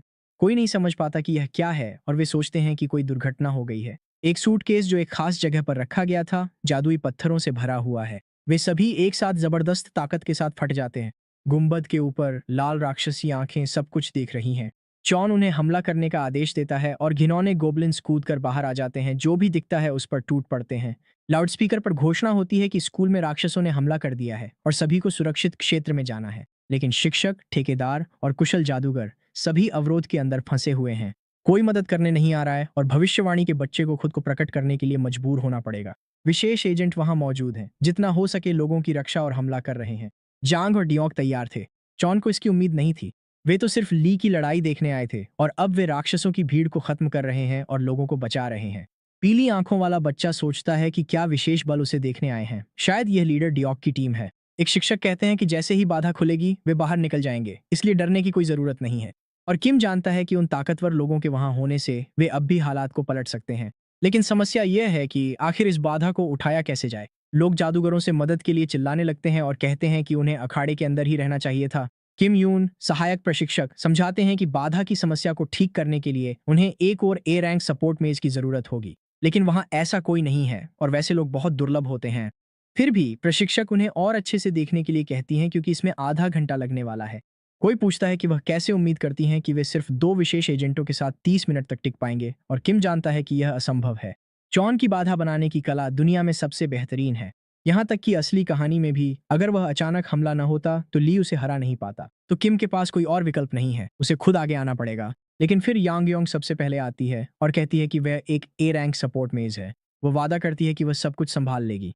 हीरो जानता है कि अभी लड़की को राक्षस कहना मदद करने के बजाय सब कुछ संदिग्ध बना देगा। मुस्कुराते हुए घुसपैठिया कहती है कि वह शुरू करने जा रही है और उसे मदद चाहिए। लोग अब थोड़े शांत लग रहे हैं, लेकिन हमें पता है कि ये एक समस्या है। ली राहत महसूस करता है और कहता है कि वे जल्द ही इससे बाहर निकल जाएंगे, लेकिन किम इससे सहमत नहीं है। वह अपने दोस्त का हाथ पकड़ता है और उसे साथ चलने के लिए कहता है। इंस्ट्रक्टर को कुछ गड़बड़ लगती है। जब वह एक तरफ बैरियर उठाती है तो दूसरी तरफ रास्ता बंद हो जाता है। वो चीज और भी ताकतवर होती जा रही है। चॉन देखता है कि किम यून को कुछ शक होने लगा है और उसे एहसास होता है कि उसे थोड़ा ध्यान आकर्षित करना होगा। इसी बीच दोनों स्पेशल एजेंट्स लगातार डेमन गोब्लिन्स का सफाया कर रहे हैं, लेकिन उनमें से कुछ दिशा बदल लेते हैं और उनमें से एक सीधे यांग पर कूद जाता है। लेकिन किस्मत से या बदकिस्मती से ये विशाल भाला उस चीज को चीर कर रख देता है। ये द्योग की एकदम सटीक शॉट थी जो पूछता है कि क्या वह ठीक है। मुस्कुराते हुए यांग उसे धन्यवाद देती है और कहती है कि उसकी वजह से वह बच गई, और लीडर सोचता है कि लड़की मदद कर रही है। ध्यान न खोते हुए वह घूमता है और कुछ और हरे राक्षसों को मार गिराता है। और ज्योंग चिल्लाता है कि उसके बॉस को लगभग पकड़ ही लिया गया था, और दूसरा आदमी जवाब देता है कि अगर ऐसा हुआ तो वह अपना बैज सौंप देगा। दोनों पागलों की तरह लड़ रहे हैं और राक्षस लगातार आते जा रहे हैं। फिर छोटा एजेंट वादा करता है कि वह स्पेशल फोर्सेस की इज्जत के लिए उसकी रक्षा करेगा। डेमन औरत बस उसे धन्यवाद देती है, जबकि वह सबके रास्ते में आती रहती है।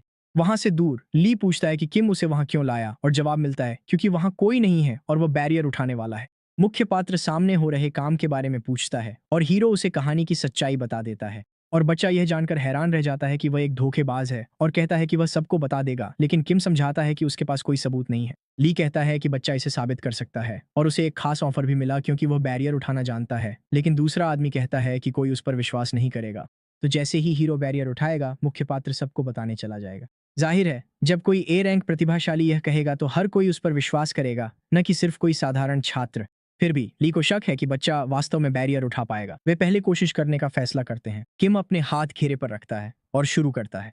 बिल्कुल, वह सबसे पहले अपने बाहरी व्यक्ति वाले फायदे सक्रिय करता है। जादुई सूत्र डिकोड होना शुरू हो जाता है और बैरियर धीरे धीरे उठने लगता है। यांग हैरान है कि राक्षस का बड़ा बैरियर फेल हो रहा है। बाहरी व्यक्ति अपने हाथ पहुंचता है और कहता है कि ये कोई बड़ी बात नहीं थी, और वह अपने दोस्त से कहता है कि अब जाकर स्थिति संभाल ले। लेकिन ली कुछ पूछना चाहता है। वह क्या छुपाने की कोशिश कर रहा है जो उसने किया। अगर उसकी क्षमताओं को पहचान मिलती तो ये बहुत अच्छा होता। बच्चा कहता है, बस बहुत हुआ, ये सब बस एक राज ही रहने दो। इसी बीच च्योन यांग को बेकार कह रहा है क्योंकि वह बैरियर को बनाए नहीं रख सका, और राक्षसी महिला अपने आप में सोचती है कि यह किसने किया, क्योंकि वह इसे 2 बार सील कर रही थी। जांग दोनों का उनके काम के लिए धन्यवाद देता है और कहता है कि अब वे बाकी सब संभाल लेंगे। बिल्कुल भी समय बर्बाद किए बिना सभी लोग अलग अलग राक्षसों पर हमला करना शुरू कर देते हैं। प्रोफेसर की शक्ति वाकई में बहुत प्रभावशाली है और मिस ली भी किसी से कम नहीं है। वह इस पीली बिजली की शक्ति का इस्तेमाल करती है जिससे गोबलिन उड़ जाता है। आदमी ताली बजाता है और कहता है यह अद्भुत था, और महिला कहती है कि उसके हमले अब भी पहले जैसे ही ताकतवर हैं। ज्योंग भी उनका धन्यवाद करता है क्योंकि उनकी मदद से इलाका जल्दी साफ हो गया। लेकिन ड्योक जानता है कि जो भी इसके पीछे है वह कहीं छिपा हुआ है, इसलिए उन्हें पहले उसे ढूंढना चाहिए। दृढ़ निश्चय के साथ किम यून कहती है कि वह नहीं जानती कि इसके पीछे कौन है, लेकिन एक व्यक्ति है जो बहुत ही संदिग्ध है, और वह यांग की कॉलर पकड़ लेती है। ये जानने की मांग करती है कि जब बैरियर टूटा तो उसने क्या किया था। लोग प्रशिक्षक को शांत करने की कोशिश करते हैं, लेकिन महिला चिल्लाती है कि दूसरी वाली शायद एक राक्षस हो सकती है। घुसपैठिया खुद को पीड़ित दिखाने की कोशिश करती है, कहती है कि उसने तो बस मदद की थी, फिर भी उसके साथ ऐसा व्यवहार हो रहा है, और सभी उसे घूर कर देखते हैं। जियोंग अपने बॉस से पूछता है कि क्या उन्हें इसमें शामिल होना चाहिए, लेकिन बॉस कहता है कि अभी समय नहीं आया है। इसी बीच यांग समझाता है कि उसे इतना समय इसलिए लगा क्योंकि उसे शिक्षक की कठोर तकनीकों के साथ तालमेल बिठाना पड़ा। वे महसूस करते हैं कि जब भी वे बैरियर तोड़ने की कोशिश करते वह 2 गुना मजबूत हो जाता था। आखिरकार ली आता है और कहता है कि यांग तीसरे वर्ष की परीक्षा के अखाड़े में था। सहायक शिक्षक पूछता है कि बच्चे को यह कैसे पता, और वह कहता है कि उसे बैरियर में कुछ गड़बड़ महसूस हुई थी। उसे बैरियर के काम करने का बुनियादी सिद्धांत पता है, लेकिन उसे झूठ बोलना पसंद नहीं है। उसके पास बस कोई और विकल्प नहीं है। कोई कहता है कि अब जब उसने ये बात कही है तो कुछ गड़बड़ लग रही है। वहां कोई था नाम का यांग समर्थन में है। इसके तुरंत बाद राक्षसी महिला भगवान चेन्हाई से पूछती है कि उसे क्या करना चाहिए।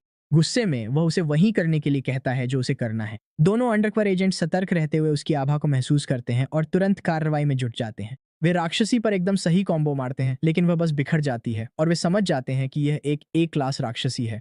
स्थिति खराब है। इस बीच यांग पहले से ही जानता है कि अगर मिशन असफल हो जाता है तो उसे क्या करना है। उसके आसपास के सभी लोग भूत प्रेत के वश में आ जाते हैं और भयानक राक्षसों में बदल जाते हैं। वह राक्षसों को आदेश देती है कि वे उसके मरने से पहले जितने हो सकें उतने इंसानों का सफाया कर दें। फिर वह ली पर हमला करने की कोशिश करती है, लेकिन ली उसके हथियार को रोक लेता है और उसकी यह परेशानी हमेशा के लिए खत्म कर देता है। जादूगरनी कहती है कि वह गलत जगह आ गई थी। राक्षस जमीन पर गिर जाते हैं, नष्ट हो जाते हैं। आखिरकार ये एक जादू अकादमी है। राहत महसूस करते हुए ली मदद के लिए नेता किम डेओक्योन का धन्यवाद करता है और किम कहते हैं कि उन्हें एक दूसरे को देखे 1 साल हो गया है। बुजुर्ग आदमी कहता है कि यह लड़का अब एक मजबूत जादूगर बन गया है और वह अपनी राक्षस शिकार इनाम बाद में ले सकता है। फिर भी लड़का चाहता है कि इनाम की रकम किम को मिले। असल में धन्यवाद का हकदार वही है, लेकिन लड़के की अपनी परेशानियां हैं। पास में एक जबरदस्त विस्फोट होता है। ये भविष्यवाणी का बच्चा है। एक आदमी नाम लेता है युआरा, दूसरे वर्ष की, रैंक 2, और कहता है कि यह निराशाजनक है।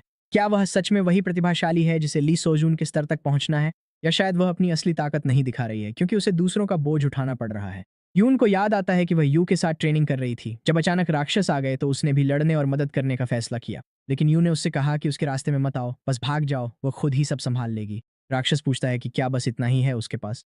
उसके लिए वह तो वह है ही नहीं जिसे वह ढूंढ रहा है। अपनी ताकत के बल पर राक्षस यू की गर्दन पकड़ लेता है और उसका गला घोंटने लगता है, यह कहते हुए कि उसके अंदर जादुई शक्ति भरी हुई है और वह खुद को रोक नहीं पा रहा। लेकिन बेचारी लड़की अब और सांस नहीं ले पा रही है। तभी पीछे से बर्फ के हमले राक्षस पर होते हैं। यून उस पर चिल्लाती है कि उसे छोड़ दो। उसकी प्रतिद्वंद भी वही है। यू जमीन पर बेहोश होकर गिर जाती है और वह दैत्य कहता है कि यह एक खूबसूरत दोस्ती है। फिर वह पूछता है कि वह सिर्फ इतना करके क्या कर सकती है। लड़की जानती है कि वह जीत नहीं सकती, लेकिन वह भागकर अपनी दोस्त को पीछे नहीं छोड़ सकती, इसलिए वह अपनी सारी बची हुई ताकत अपनी जादू में झोंक देती है। ये वास्तव में राक्षस को चोट पहुंचाता है और उसके घाव ठीक नहीं होते। तभी यून को एहसास होता है कि वह बर्फ नहीं थी और उसकी जादुई शक्ति बहुत तेजी से खत्म हो रही है। भविष्यवाणी का बच्चा, एक ऐसा जादूगर जो राक्षसों को नष्ट करने की शक्ति के साथ पैदा हुआ था, उसे ढूंढ चुका है और अब वह उसे अपने ही हाथों से मिटा देगा। लेकिन ऐसा नहीं होने वाला। भविष्यवाणी का बच्चा महत्वपूर्ण है। यही किम कहता है जब वह नेचर का हार्ट सक्रिय करता है और फिर कहता है कि यहाँ जो मिटाया जा रहा है वह खुद है। राक्षस उस बच्चे से कहता है कि बीच में न आए और एक बेहद शक्तिशाली गहरे बैंगनी रंग की शक्ति छोड़ता है। फिर भी कंगन एक जादुई ढाल सक्रिय करता है और उसकी रक्षा करता है। बाहरी व्यक्ति एक पल भी बर्बाद नहीं करता और कई मना विस्फोट छोड़ता है, जिससे वह आदमी हर संभव दिशा से घिर जाता है। वह घुटनों के बल गिर जाता है। ये देखकर हैरान रह जाता है कि उस बच्चे के पास कितनी ज्यादा मना है। हमारा हीरो कहता है कि उसके पास जितना अनुभव दिखता है उससे कहीं ज्यादा है। राक्षस गुर्राता है कि वह अकेला नहीं जाएगा और भविष्यवाणी के बच्चे पर सीधा हमला करता है, लेकिन किम पहले से ही अपनी शक्ति की गोला तैयार किए हुए था, जिससे दुश्मन उसके दोस्त तक नहीं पहुंच सका। वह आदमी राख में बदल जाता है। एक विंडो पॉप होती है जिसमें लिखा है, बी क्लास विलेन को सफलतापूर्वक नष्ट कर दिया गया। कारणता में 0.4 की वृद्धि हुई। अचीवमेंट सावियर अनलॉक हुआ। 3000 पॉइंट्स प्राप्त हुए। इसी बीच किम देखता है कि यून जल्दी जाग गई थी, लेकिन उसने स्थिति को अच्छी तरह संभाल लिया, क्योंकि राक्षसों को अपने स्वाभाविक शत्रु के जन्म की भविष्यवाणी मिल गई है। वे अकादमी पर बार बार हमला करते रहेंगे, इसीलिए यून, ली और यू को और भी मजबूत बनना होगा। किम सभी का धन्यवाद करता है कि वे सब जीवित बच निकले। खबर यह फैल रही है कि एक राक्षस ने मैजिक अकादमी पर हमला किया और ली, यू और 2 अन्य छात्रों ने उसे हरा दिया। लेकिन यू को यह दयनीय लगता है कि लोग उसे हीरो मान रहे हैं, जबकि उसने तो कुछ किया ही नहीं। यूना झांक कर देखती है और पूछती है कि वह किस बारे में बात कर रही है, लेकिन दूसरी लड़की उसे वापस बिस्तर पर जाने के लिए कहती है। भविष्यवाणी की संतान कहती है कि उसने उसे उस लड़के से बचाया, लेकिन यूं कहती है कि वह तो बस बेवकूफ़ों की तरह तुरंत बेहोश हो गई थी। ये तो बस एक छोटी सी चोट है, लेकिन अकादमी इसे बहुत बड़ा बना रही है और यून उसे आराम करने के लिए कहती है। लाल आंखों वाली लड़की ने सुना कि दूसरी लड़की ने राक्षस से तब लड़ाई की जब वह बेहोश थी। यूं पूछती है कि वह खुद ही क्यों नहीं भाग गई। मतलब वे तो एक दूसरे के इतने करीब भी नहीं हैं, तो अपनी जान जोखिम में क्यों डालना। यून कहती है कि कोई भी ऐसा ही करता। साथ ही वह एक बार किसी ऐसे व्यक्ति से मिली थी जिसने तब उसका हाथ थामा था जब वह बिल्कुल अकेली थी, और उसे लगता है कि ऐसा इंसान बनना भी अच्छा होगा। जब से उसने वह फैसला लिया है, वह अपने दुश्मनों का सामना करने का साहस पा सकी है। इसलिए जब हालात मुश्किल हों तो दूसरों से मदद मांगना ठीक है। लेकिन यूं को एक जलते हुए घर की याद आती है और 2 लोग जो उसके माता पिता जैसे लगते हैं उस पर चिल्ला रहे हैं कि लड़की को पकड़ो और भागो। वह छोटी लड़की अपने माँ बाप से बिछड़ गई थी। हिल चुकी यूं कहती है कि उसे किसी की मदद की जरूरत नहीं है, और दूसरी लड़की कहती है कि कम से कम वह धन्यवाद तो कह सकती है। यून यह भी कहती है कि अगर किम न होती तो वे दोनों अभी जिंदा नहीं होती, और आग जैसी आंखों वाली लड़की पूछती है कि इसका क्या मतलब है, लेकिन यून कहता है कि वे खुद ही समझा सकता है। मुस्कुराते हुए किम वहां आता है और पूछता है कि क्या वे ठीक हैं। सावधान रहते हुए यूं पूछती है कि वह वहां क्यों है, और वह कहता है कि उसे कुछ छोड़ना था, उसका हिस्सा राक्षस को हराने के लिए 5 मिलियन वॉन। लेकिन वह उलझन में है। किम ही था जिसने उसे मारा था और वह यह जानती है। फिर भी जब वह पहुंचा तो उन दोनों की वजह से दुश्मन लगभग खत्म हो चुका था। उसने तो बस आखिरी वार किया था। लेकिन यूं सोचती है कि दूसरों की मदद से कमाया गया पैसा लेना बहुत शर्मनाक है, इसलिए वे दोनों इसे बांट सकते हैं। शर्माते हुए वह उसे बचाने के लिए धन्यवाद कहती है। किम की योजना थी कि वह यून के जरिए यू से दोस्ती करे, शायद यह थोड़ा जल्दी था। रुचि का स्तर 1 तक बढ़ गया। 2000 अंक प्राप्त हुए। सुनहरे बालों वाली लड़की कहती है कि वह ऐसा इसलिए कर रही है क्योंकि वह शर्मिंदा है, वो बस बहुत गर्वित है। और आखिरकार किम के पास डायमेंशनल बैकपैक खरीदने के लिए पर्याप्त अंक हो गए हैं। फिर भी यू नर्वस होकर गलियारे में चलती है और शिकायत करती है कि किम झूठ बोल रहा है। जब वह बेहोश हुई थी तब वह लड़का लगभग खत्म नहीं हुआ था। किम ने उसे अकेले ही हरा दिया था। वह नोटिस करती है कि वह ना तो समनर टाइप है और न ही सपोर्ट टाइप, लेकिन उसने हर चीज में प्रतिभा दिखाई, जैसे कोई जीनियस हो। और यून से जो पागलपन भरे कौशल उसने देखे थे वे भी उसी की वजह से थे। तो वह अपनी पूरी जिंदगी ऐसी शक्ति और कौशल को छुपाकर क्यों बिताएगा? उनकी उम्र में इसकी कोई वजह नहीं है। शायद उसने भी अपने परिवार को उन लोगों के हाथों खो दिया हो। इसी बीच किम यून से पूछता है कि क्या उसने किसी को इसके बारे में बताया, और वह कहती है नहीं, क्योंकि अगर ध्यान आकर्षित हुआ तो ट्रेनिंग परेशान कर देगी, और सबसे बढ़कर वह अपनी शक्ति को समझना चाहती है ताकि वह खुद ही राक्षसों को नष्ट कर सके। मूल कहानी की तुलना में यून ने अपनी शक्ति 1 महीने पहले ही जागृत कर ली थी। भले ही वह अभी अनुभवहीन है, लेकिन जल्दी मजबूत होना भविष्य में राक्षस राजा के खिलाफ लड़ाई में बहुत मदद करेगा। इसके साथ ही बाहरी व्यक्ति ली की टीम के एक सदस्य को स्थिर कर सकता है। वह कहता है कि वह उसके साथ मिलकर एक योजना बनाएगा, और यून कहती है कि उसे एक बात की जिज्ञासा है। जैसे ही अवरोध खड़ा हुआ वह अखाड़े की ओर दौड़ पड़ा। क्या वह उसके कारण था? किम ने उसे कई बार उठाया है, जैसे परीक्षा के दौरान और हमले के समय। यून कुछ ऐसी बातें सोच रही है जिनसे लड़का घबरा जाता है। वह कहता है कि वह गलत समझ रही है। परीक्षा में उसे उसकी क्षमता पर भरोसा था और हमले के वक्त वह विस्फोट की दिशा में दौड़ पड़ा। अब वह अजीब लग रही है और किम ने पूछा, क्या उसने कुछ और सोचा था? शर्मिंदा होकर यून कहती है कि वह तो बस मजाक कर रही थी, और लड़के ने समझ लिया कि वह वहां इसलिए जाएगी क्योंकि वह मासूम है, लेकिन हीरो को वहीं होना चाहिए जहां उसकी जगह है, इसलिए वह एक योजना बनाएगा। फिर लड़की कहती है कि गलतफहमी के कारण वह उसे 7.5 लाख वॉन देगी। ये निजी ट्यूशन की फीस के लिए है क्योंकि अब वे हमेशा साथ रहेंगे। लड़का कहता है कि वह उसे सही तरीके से सिखाएगा और समझता है कि इन बच्चों को पैसे की असली कीमत का अंदाजा ही नहीं है, इसलिए वे कल से शुरू करेंगे। लेकिन फिर हमारे हीरो को अपने फोन पर एक नोटिफिकेशन मिलता है। किसी ने 15 लाख वॉन जमा कर दिए हैं, और वह सोच रहा है कि हर कोई उसे पैसे देने के लिए इतना बेताब क्यों है, और ये सारी रकम ली से आई है। परीक्षाएं खत्म होने के बाद किम ने वे शर्तें पूरी कर लीं जो प्रोफेसर ली हे यंग ने रखी थीं। वह 72वें स्थान पर है और कभी नहीं सोचा था कि वह स्पेशल टैलेंट्स क्लास में पहुंच जाएगा। तीसरे वर्ष में पहले स्थान पर किम सांग यून है और चौथे स्थान पर पाक मिनजी, और पहले वर्ष में पहले स्थान पर है चोई सियो यून। उसके ठीक बगल में दूसरे स्थान पर है जियोंग मिन की। यू उस लड़के को ऐसे देखता है जैसे वह उसका दुश्मन हो। फिर भी किम जानता है कि वहां रहना भविष्य में बड़े घटनाक्रमों के दौरान दखल देना आसान बना देगा। अचानक पार्क इनहुआन आ जाता है और कहता है कि सिर्फ इसलिए कि किम ने राक्षस पर आखिरी वार किया, वह सोचता है कि वह उनके साथ बैठ सकता है, लेकिन हीरो ने सही शर्तें पूरी की थीं, कोई भी हस्तक्षेप नहीं कर सकता। फिर भी सुनहरे बालों वाला लड़का कहता है कि वह उसे घसीट कर बाहर ले जा सकता है। तभी ली चिल्लाता है और कहता है, बस बहुत हुआ। पार्क पूछता है कि क्या इस बच्चे को पता भी है कि इस लड़के की वजह से स्पेशल क्लास का औसत कितना गिर गया। उसका स्कोर 22 सेकंड से ज्यादा था। यू बीच में कूद पड़ता है और कहता है कि सेमेस्टर की शुरुआत की परीक्षा को छोड़कर किम पार्क से बेहतर है, इसलिए पार्क को चुप रहना चाहिए क्योंकि वही औसत को नीचे गिरा रहा है।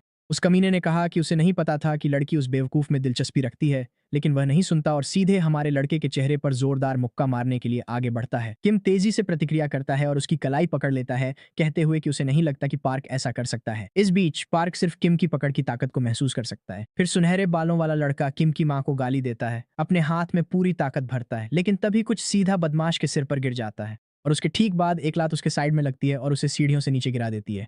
लोग सोचने लगते हैं कि क्या पार्क अभी भी जिंदा है।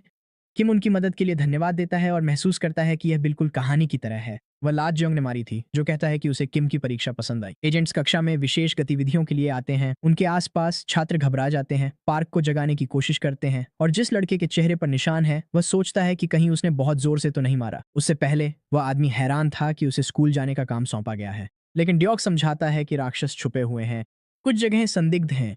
जियोंग कहता है कि वे आम तौर पर अलग अलग काम करते हैं जब तक कि राजा से आदेश न मिले, और यह भी अजीब है कि राक्षस इतनी आसानी से स्कूल में घुस गए। जरूर कोई अंदर से मदद कर रहा है और उसका मिशन है कि स्कूल के साथ मिलकर राक्षसों और घुसपैठिए को ढूंढे। वह मंच पर खुद का परिचय देता है, कहता है कि वह स्पेशल फोर्सेज से है और उसे एसोसिएशन ने भेजा है। चोई पूछता है कि क्या कक्षा आतंकवाद नियंत्रण के बारे में होगी, और जियोंग हाँ कहता है, ये जोड़ते हुए कि उनके जैसे डरपोक असली लड़ाई में नहीं जा सकते। अब से उसकी देखरेख में वे राक्षसों के दिखने वाले क्षेत्र की तलाश करेंगे। ये खतरनाक हो सकता है, इसलिए अगर उन्हें कुछ भी मिले तो तुरंत रिपोर्ट करें। लेकिन जियोंग जानता है कि यह खतरनाक नहीं है, ये तो बस स्पेशल फोर्सेस के लिए एक गुप्त प्रशिक्षण क्षेत्र है। फिर भी वहाँ एक काल कोठरी है जिसे पहले ही साफ किया जा चुका है, इसलिए वे जादुई कैमरों का उपयोग करके संदिग्धों की पहचान कर सकते हैं। स्पेशल क्लास के छात्रों को गतिविधियां करने की अधिक स्वतंत्रता होती है, इसलिए घुसपैठिया वहीं होना चाहिए। शायद यही जियोंग सोच रहा है। ये सच है कि स्कूल में एक राक्षस है, लेकिन वह बहुत तेज है। अब सबसे जरूरी बात यह है कि ली को काल कोठरी की गुप्त मंजिल पर एस क्लास आइटम दिलवाया जाए और चोई की मदद की जाए, जो इस गतिविधि में उसके साथ रहेगा। आखिरकार टीमें बना दी जाती हैं और सभी को ऑपरेशन क्षेत्र की ओर जाना होता है। इस बार किम मूल कहानी का अनुसरण करने जा रहा है, लेकिन शायद खुद को कहानी में शामिल करने से समूह के लिए नए बदलाव आ सकते हैं। और जो हुआ वह यह था कि चोई की जोड़ी किम के साथ बन गई। वह सोचती है कि लड़का इस बात से निराश है कि उसे उसके साथ समूह में रहना पड़ा। कोई भी उसके साथ रहने के लिए कुछ भी कर सकता है, लेकिन वह उसके स्तर के किसी व्यक्ति के साथ खुश नहीं दिखता। फिर भी किम ही है जिसे उससे परेशानी है, न कि उल्टा। वह सबको आगे बढ़ने के लिए कहता है। एक छात्र कहता है कि वह भी किसी सुंदर लड़की के साथ आरामदायक डेट चाहता था। दूसरी टीम में ली सियोजून और युआरा हैं। वह बेवकूफ चोई से प्यार करता है, जो सबसे बेहतरीन जादुई परिवारों में से एक की इकलौती बेटी है। उसके पास प्रतिभा भी है और खूबसूरती भी। फिर ली कहता है कि वहां भी कोई अच्छे परिवार से है और यूं बहुत गुस्सा हो जाती है। और रोने वाला कहता है कि वह लड़की लाल आंखों वाली से अलग है। दूसरे समूह में शिन योंग जून और जोंग मिन की हैं। एक अजीब माहौल में वे दोनों जंगल से होकर चलते हैं, लेकिन अगर वे दोनों खुश नहीं हैं तो उसके लिए यह ज्यादा आरामदायक है। किमली के साथ दोस्ताना व्यवहार कर रहा था जबकि वह स्कूल में सबसे खराब था और अब वह विशेष कक्षा में है। वह लड़का वाकई में संदिग्ध है। चोई उसके बारे में जिज्ञासु है और वह लड़का सोचता है कि कहीं वह उसके सिर में छेद करने की सोच तो नहीं रही। पूरी तरह उत्साहित होकर किम कहता है कि लगता है वहां कुछ है, चलो जाकर देखते हैं। लड़की को बिल्कुल अंदाजा नहीं है कि वह क्या साजिश रच रहा है, लेकिन उस पर उसका कोई असर नहीं होने वाला। वह दोनों को कहती है कि मिलकर अच्छा काम करें और बाहरी लड़का चोई को अजीब नजर से देखता है। वह जानता है कि वह नजर जरूर कह रही है कि मेरे इरादे कुछ और हैं। इस समय लड़की ली को अपनी टीम में शामिल करने के लिए बेताब थी, क्योंकि इससे उसकी कीमत बढ़ जाती। तो लड़का बस उन्हें उस दिशा में जाने के लिए कहता है ताकि वह लड़की को नायक के साथ जोड़ सके और मूल कहानी को सही रास्ते पर रख सके। लेकिन फिर चोई कहने लगती है कि किम हर बार उसे और भी प्रभावशाली लगता है जब भी वह उसे देखती है। वह अपमानित होने से लेकर मजबूत बनने तक का सफर तय कर चुका है। फिर भी जबरदस्ती स्पेशल क्लास में घुसना उसके लिए नुकसानदायक हो सकता है। अगर वह बहुत ज्यादा ध्यान आकर्षित करता है तो शायद उसके दुश्मन बनने लगेंगे। परिवार, प्रतिभा, रूप, हर कोई कहता है कि चोई के पास सब कुछ जन्म से ही था, लेकिन इसके नीचे कुछ छुपा हुआ है। अपने परिवार के मानकों को पूरा करने के लिए की गई मेहनत और जुनून ही उसकी उस परफेक्ट छवि को पूरा करते हैं। वह सबके प्रति दयालु है, लेकिन सिर्फ इसलिए ताकि लोग उसके करीब रहें और उसकी अपनी कीमत बढ़े। वह नकली परिपूर्णता एक अकेला सर्वाइवल तरीका था जो उसने उच्च समाज में खुद ही सीखा था।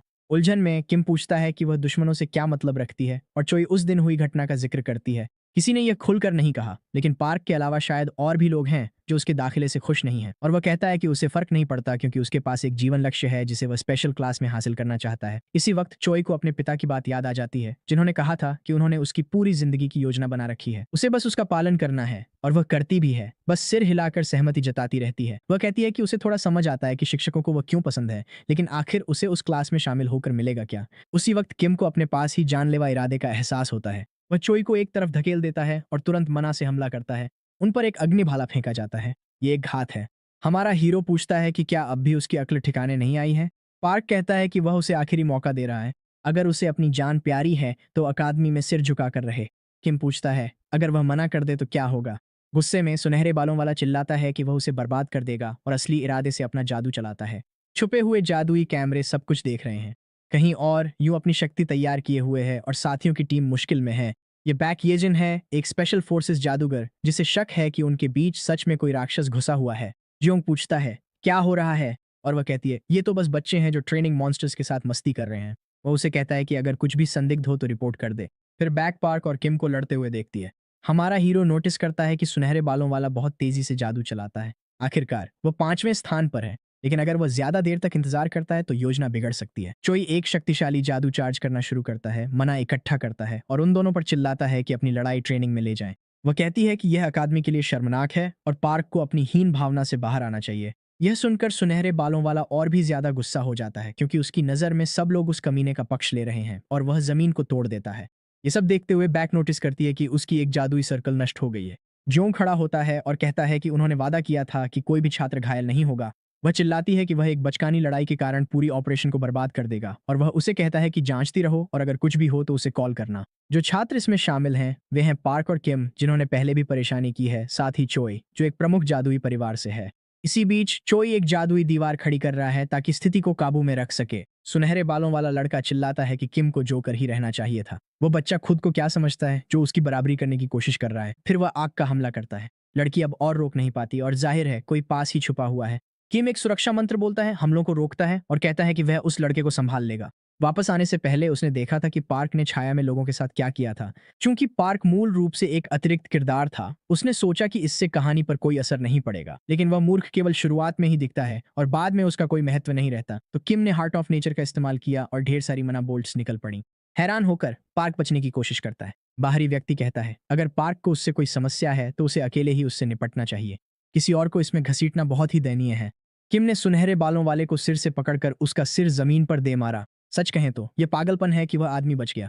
अब वह डर के मारे कांप रहा है। किम अपने हाथ में मनास्फीयर लेकर उससे पूछता है कि उसे छोड़ने की कोई वजह बताए। घुटनों के बल बैठा पार्क जल्दी से बोल पड़ता है कि उससे गलती हो गई और वह अब दोबारा परेशान नहीं करेगा। चोई सोचता है कि यह पूरी तरह से मना की बेकार बर्बादी है, लेकिन साफ है कि किम असल में उसे चोट नहीं पहुंचाएगा। तो वह उसके बाल पकड़कर कहता है कि दफा हो जा, जितना दूर जा सकता है चला जा, क्योंकि अगर वह उसे फिर कभी देखेगा तो अंजाम बुरा होगा। और पार्क मान जाता है। वह बस दयनीय तरीके से उनसे इस लड़ाई को गुप्त रखने की भीख मांगता है। बाहरी व्यक्ति उस पर चिल्लाता है कि यहाँ से निकल जा। मुस्कुराते हुए वह नौजवान राहत महसूस करता है कि उसकी चाल काम कर गई। तभी बैग देखता है कि वह छात्र ट्रेनिंग एरिया से बाहर भाग रहा है। जोंग इसकी पुष्टि करता है और अपनी चमकती तलवार निकालता है। अब से उस पर स्पेशल फोर्सेस की पूरी नजर रहेगी। पार्क पागलों की तरह भागता है, सोचता है कि किम ही उस पर हमला कर रहा है, लेकिन फिर उसे एहसास होता है कि कोई बड़ा आदमी उसका पीछा कर रहा है। वहां पीछे किम सोचता है कि इतना काफी है ध्यान आकर्षित करने के लिए और इससे कहानी में ज्यादा गड़बड़ी नहीं होगी। इसके ठीक बाद चोई एक जादुई मंत्र वाला उंगली उसके गले पर रखती है। लड़का शिकायत करता है कि बहुत ठंड लग रही है और वह जवाब देती है कि वह तो बहुत ज्यादा गर्म लग रहा था। और वह ये भी बताती है कि उसने रैंक 72 होते हुए भी रैंक 5 वाले पार्क को हरा दिया। उन्हें वाकई में रैंकिंग सिस्टम को और करीब से देखने की जरूरत है। पूरी विनम्रता के साथ हमारा हीरो कहता है कि अगर सुनहरे बालों वाला लड़का सच में उसे नष्ट करना चाहता तो वह कभी नहीं जीत पाता। लेकिन उसे अब भी बुरा लग रहा है क्योंकि शायद चोइली के साथ रहना चाहती है। वह बस उसे धन्यवाद कहती है और उसकी रुचि का स्तर 1 तक बढ़ जाता है। वह कहती है कि सेमेस्टर की शुरुआत में उसे उसके बारे में अच्छा नहीं लगा था क्योंकि ऐसा लगता था कि वह ध्यान पाने के लिए बेताब है क्योंकि उसमें कोई खास हुनर नहीं है। लेकिन अब ऐसा लगता है जैसे वह पूरी तरह से अलग इंसान है। तो किम पूछता है कि अब वह क्या है। चोई कहती है कि वह मजेदार है और लड़के को जोकर वाली प्रतिभा याद आ जाती है। वह कहती है कि वे काफी आराम कर चुके हैं और अब उन्हें चलना चाहिए, लेकिन किम अभी भी थका हुआ है। वह कहती है कि उन्हें कुछ ऐसा ढूंढना चाहिए जिससे सच में उन्हें नतीजे मिलें। तभी अचानक कुछ उस पर झपटता है। वह एक विशाल भयानक सांप है और चोई उसे देखकर जोरदार चीख मारती है। 1 सेकंड भी बर्बाद किए बिना किम के हाथ में पहले से ही एक गोला है। सोच रहा है कि क्या ये कोई ट्रेनिंग मॉन्स्टर है, लेकिन जो हमला सांप पर होता है वह साफ और चमकदार होता है। चोई मुस्कुराती है और बगल की ओर देखती है। बिल्कुल वैसे ही जैसे बाहरी व्यक्ति ने उम्मीद की थी। वह लड़का वहां आ जाता है।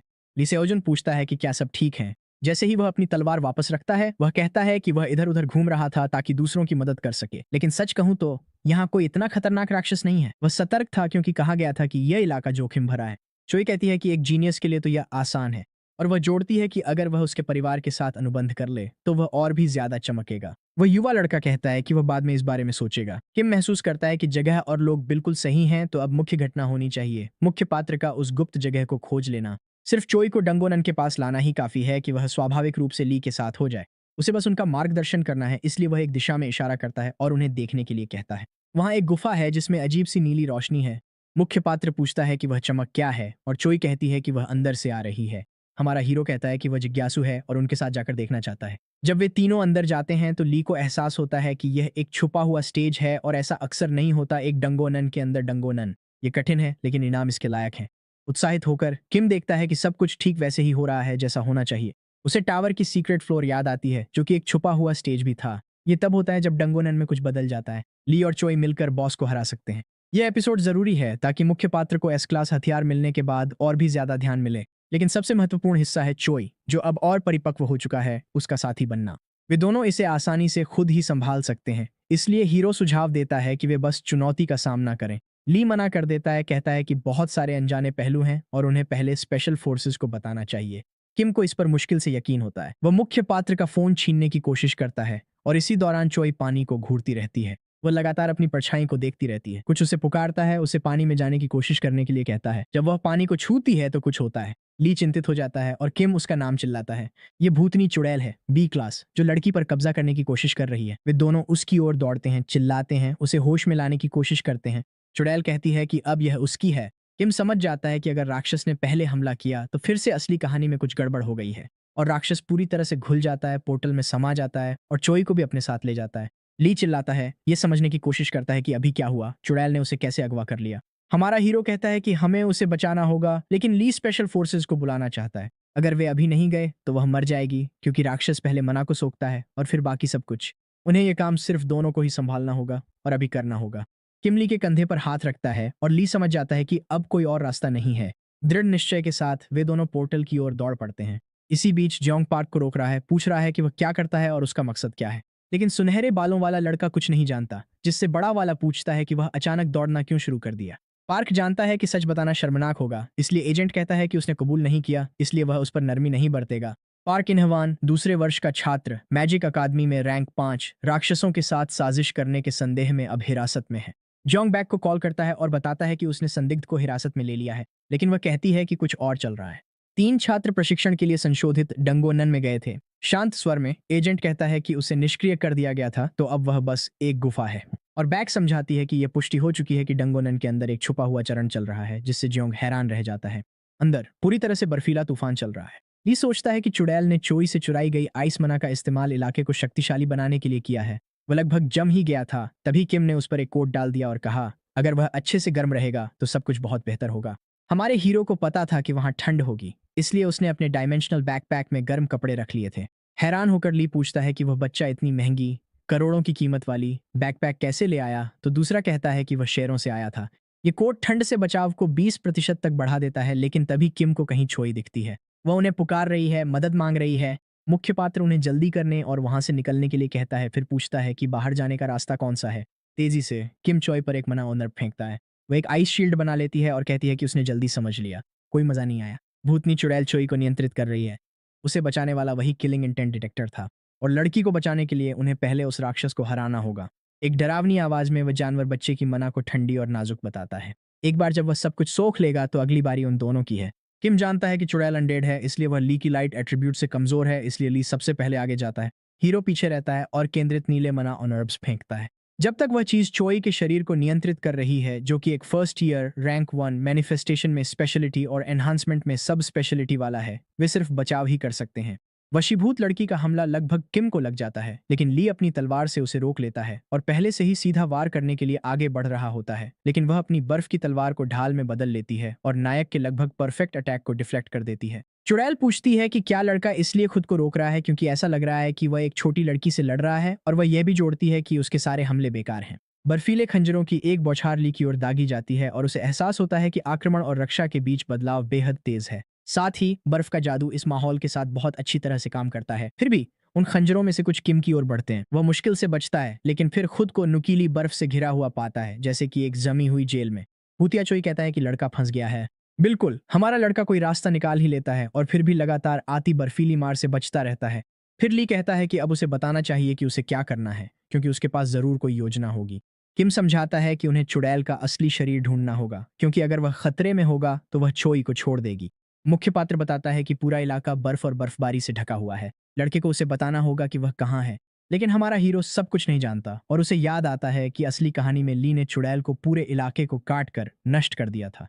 वह अपनी औषधि पकड़ता है और कहता है कि दूसरा लड़का इसे संभाल सकता है। अब उसके पास 10 मिनट के लिए तेज मना है, तो वह बहुत सारी गोलियां बनाना शुरू कर देता है। उसे कोई बाहरी व्यक्ति नहीं, बल्कि ली सियोजून ही नष्ट कर सकता है। इसी बीच जियोंग पार्क से पूछता है कि क्या यह सिर्फ एक साधारण लड़ाई थी, और वह अजीब इसलिए बर्ताव कर रहा था क्योंकि हारने पर शर्मिंदा था, और सुनहरे बालों वाला सहमत हो जाता है, जिससे गार्ड को एहसास होता है कि उसे कार्रवाई करने से पहले बेहतर जांच करनी चाहिए थी।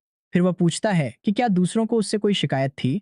रोते हुए वह बदमाश कहता है कि उसे सच में कुछ भी नहीं पता। द्योक कहता है कि एजेंट ने छात्रों की सुरक्षा सुनिश्चित की थी, और जियोंग सारा दोष अपने ऊपर ले लेता है। किसी ने भी छुपे हुए चरण की उम्मीद नहीं की थी। नेता पूछता है कि क्या छात्रों को बचाने का कोई मौका है, और दूसरा कहता है कि पहले उन्हें प्रवेश द्वार खोलने की कोशिश करनी होगी। अगर वह काम नहीं करता तो वे बस यही दुआ कर सकते हैं कि वे क्षेत्र को साफ कर लें और जिंदा बाहर निकल आएं। गुफा के प्रवेश द्वार पर प्रोफेसर ली सभी छात्रों से बाहर इंतजार करने के लिए कहते हैं। कोई टिप्पणी करता है कि अगर वे छुपे हुए चरण में फंस गए तो बाहर निकलने का कोई रास्ता नहीं है। यू सोचता है कि उसके पास अभी भी किम से पूछने के लिए सवाल हैं, तो अगर उनके साथ कुछ भी होता है तो वह लड़का बच नहीं पाएगा। अंदर किम अपने ऑर्ब्स के साथ काम करता रहता है और ली सोचता है आखिर वह इससे कैसे निपटेगा। बाहरी व्यक्ति समझाता है कि यहाँ वह जितनी चाहे उतनी शक्ति का इस्तेमाल कर सकता है। चुड़ैल नोटिस करती है कि उनमें से किसी एक का मना स्तर बदल गया है और सोचती है कि वे क्या करने की कोशिश कर रहे हैं। और भी बर्फीले हथियार उन पर पीछे से फेंके जाते हैं और वे अपनी जादुई शक्तियों से सब कुछ चकनाचूर कर देते हैं। फिर किम चिल्लाता है कि दूसरे लड़के को अपनी ताकत छुपाने की जरूरत नहीं है, अपनी असली ताकत दिखाना ठीक है। ली को एहसास होता है कि उसने अपनी तलवार का पूरा जोर सिर्फ राक्षसों के हमले के दौरान ही लगाया था। उसने परीक्षाओं के दौरान भी खुद को रोके रखा, क्योंकि अगर वह बहुत ज्यादा जोर लगाता तो कोई घायल हो सकता था। और ली को एहसास होता है कि किम ने उस सूक्ष्म अंतर को नोटिस कर लिया था। मुख्य पात्र दोनों से कहता है कि वे पूरी ताकत से लड़ें। चुड़ैल हंसती है और बच्चों को ललकारती है कि आओ और कोशिश करो। ली कहता है कि चूंकि किम उस पर इतना भरोसा कर रहा है तो उसे उस पर खरा उतरना ही होगा। फिर चुड़ैल हैरान रह जाती है कि वहां कितनी ज्यादा प्रकाश मना है और किम चिल्लाता है कि मुख्य पात्र पूरे डंगोनन को नष्ट कर दे। राक्षस का असली शरीर खतरे में है। हमारा हीरो सीधे राक्षस पर एक जबरदस्त हमला करता है। वह हमला सीधा उसकी छाती पर लगता है और बाहरी व्यक्ति कहता है कि वह चोई के शरीर को छोड़ चुकी है। इसी बीच ली प्रकाश मना से घिरा हुआ है, वार करने के लिए तैयार। भूतनी चुड़ैल चिल्लाती है कि वह इन दयनीय इंसानों को यहाँ से बाहर नहीं जाने देगी, तो किम कहता है कि उसे जिंदा रखने का कोई कारण नहीं है। मुख्य पात्र अपना सबसे बड़ा वार करता है और राक्षस को टुकड़ों में काट देता है। ध्यान केंद्रित करते हुए ली जानता है कि उसने उसे नष्ट कर दिया है। बाहर सहायक जादूगर पोर्टल खोलने की कोशिश करते हैं, लेकिन प्रवेश द्वार का केवल 2% ही खुलता है। मतलब वहां से तो मच्छर भी नहीं निकल सकता। दुर्भाग्य से वे इससे बेहतर कुछ नहीं कर सकते, यहाँ तक कि सबसे बड़े जादूगर भी इसे इससे ज्यादा नहीं खोल पाए।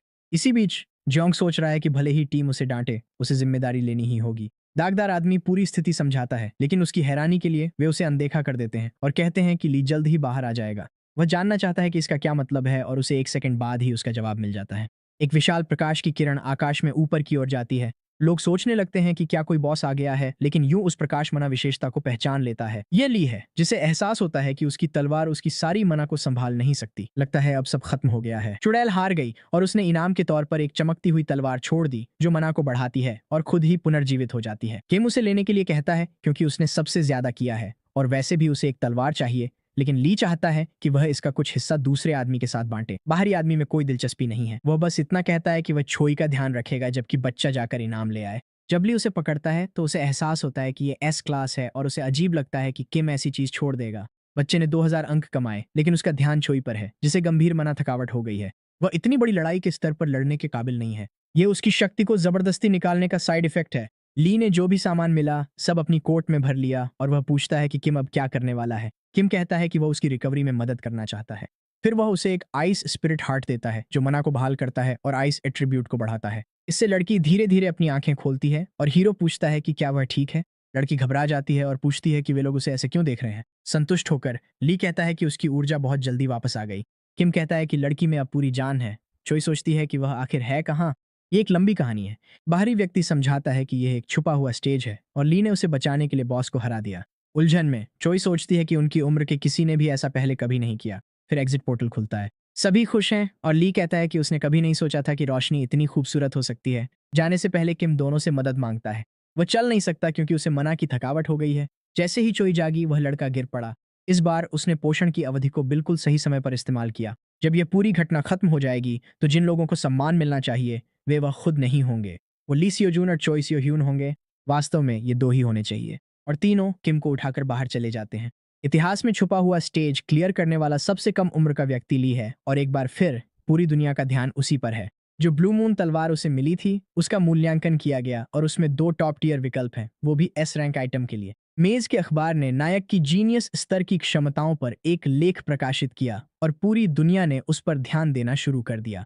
पार्क की पूछताछ के बाद यह साफ हो गया कि सुनहरे बालों वाला लड़का राक्षसों के साथ नहीं था, लेकिन उसकी बदमाशी की कहानियां उजागर हो गईं और उस कमीने को कड़ी सजा मिली। अब से वह परेशान करने वाला लड़का अब कोई समस्या नहीं रहेगा।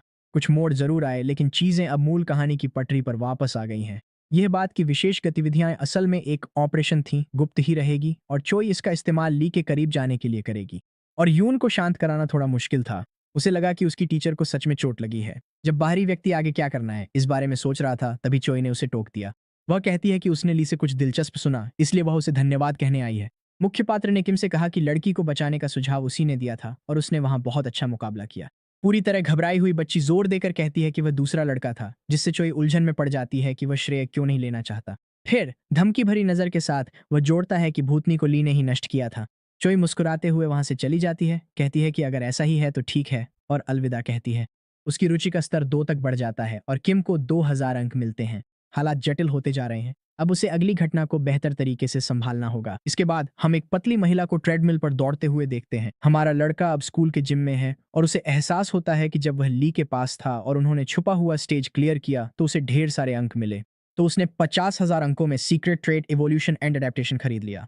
अब वह ठंड को बेहतर तरीके से सहन कर सकता है और उसकी नाइट विजन भी काफी बेहतर हो गई है। ये सुनने में ज्यादा खास नहीं लगता, लेकिन ये कई बुनियादी कौशलों को बढ़ा देता है। मूल कहानी में ये top second year student Jeon Minji की विशेषता थी, लेकिन शायद अब इसका ज्यादा फर्क नहीं पड़ता। तभी दो लड़के किम सॉनवू को आवाज देते हैं। वे पूछते हैं कि वह वहां क्यों है और वह कहता है कि वह बस अपने शरीर का ध्यान रख रहा है। ली कहता है कि वह किसी बूढ़े आदमी की तरह बात कर रहा है, लेकिन शिन दूसरे लोगों की ओर इशारा करता है। वे कह रहे हैं कि नायक हमेशा सोमवार की शुरुआत बेंच प्रेस से करता है और वह ढेर सारी ट्रेनिंग और मेहनत से मजबूत हुआ है। शिन कहता है कि बाकी लोग तो उसके आसपास भी नहीं हैं और हमें यू की शक्तियों की एक झलक फ्लैशबैक में दिखाई जाती है। भूरे बालों वाला लड़का कहता है कि वह पागल है और वह सबको दिखाएगा कि असली ताकत कैसी होती है। उत्साहित होकर किम कहता है कि यह उसके लिए अच्छा है क्योंकि वह जानता है कि वह उस तरह की है जो अपने लक्ष्य को कभी नहीं छोड़ती। लेकिन फिर ली कहता है कि यह अजीब है कि आज टीचर जांग अंशोल यहाँ नहीं है। वह आदमी हमेशा जिम में होता है जब उसकी क्लास नहीं होती और शिन कहता है कि वह स्कूल की निगरानी कर रहा है। ये एक राज है, लेकिन ऐसा लगता है कि स्कूल के पास एक लाश मिली है। हैरान होकर ली कहता है कि यह एक राक्षस का हमला था। हालांकि शिन डरता नहीं है क्योंकि जीनियस उनकी रक्षा करेगा। बाहरी व्यक्ति सोचता है कि राक्षस कभी भी हमला कर सकते हैं क्योंकि घुसपैठियां अभी भी बाहर है, और खास बात यह है कि वह कोई इंसानी गद्दार नहीं बल्कि असली राक्षस है। पार्क मिंजी, जो तीसरे साल में चौथे स्थान पर है, कहती है कि ली बहुत पसीना बहाता है और वह उसे पहुंचने के लिए तौलिया देती है। हमारा हीरो शक करता है। छोटी शिन कहती है कि वह आज बहुत सुंदर लग रही है और वह उसकी तारीफ करती है। फिर नायक उसे तौलिए के लिए धन्यवाद देता है और वह कहती है कि वह हमेशा उसकी हिम्मत बढ़ाती है, लेकिन उसकी नजरें अजीब तरह से डरावनी हैं। पिछली रात वह किसी गरीब इंसान से जितना कुछ ले सकती थी सब कुछ निकाल रही थी। अपने नुकीले दांत उस आदमी की गर्दन में गड़ा रही थी। पता चलता है कि वह एक बी क्लास राक्षस है जिसका नाम है जांग ये और वह जांग हान की इकलौती बेटी है। इंसान का खून पीने के बाद वह कहती है कि उसे उम्मीद नहीं थी कि वह यहाँ आएगा। जरूर वह स्कूल पर फिर से हमला करने की योजना बना रहा होगा। वो कमबख्त लॉर्ड च्योनहाई है जो सिर्फ यह देखने आया है कि घुसपैठियां कैसा कर रहा है। आखिरकार उसके पिता की मौत हो गई थी और वह अकेली रह गई थी। खलनायक उस पर करीबी नजर रखना चाहता है। जांग कहती है कि वह उसके साथ थोड़ा और खेलना चाहती है, लेकिन च्योन कहता है कि अगर बात बाहर निकल गई तो वे पकड़े जाएंगे। लॉर्ड पूछता है कि स्कूल में सब कैसा चल रहा है और वह ऊब कर देखती है। अपनी पहचान के कारण वह ज्यूंग के पास भी नहीं जा सकती और ह्योंग ने उसे किम से बदला लेने से मना किया था। हर दिन उसे उन बच्चों को देखना पड़ता है जिन्होंने उसके पिता को गिराया था। वह उससे पूछती है कि उसके लिए ये सब कैसा रहा होगा और च्योन कहता है कि उन बच्चों में ली सोजून ही है जिसके बारे में लोग अभी बात कर रहे हैं। हमले के दौरान उस लड़के पर भविष्यवाणी के बच्चे होने का शक किया गया था। जिस पल राक्षस की बाधा गायब हुई और वह लड़का तुरंत वहां आ गया, वह बहुत संदिग्ध लगा। लेकिन उसकी रिपोर्ट के बाद उसे पूरा यकीन हो गया कि भविष्यवाणी का बच्चा निश्चित रूप से ली सोजून ही है। उत्साह में जांग इसे खुद खत्म करना चाहती है, पर चेओन उसे अयोग्य मानता है। प्रभु उस बेबस बदले के दर्द को नहीं समझते।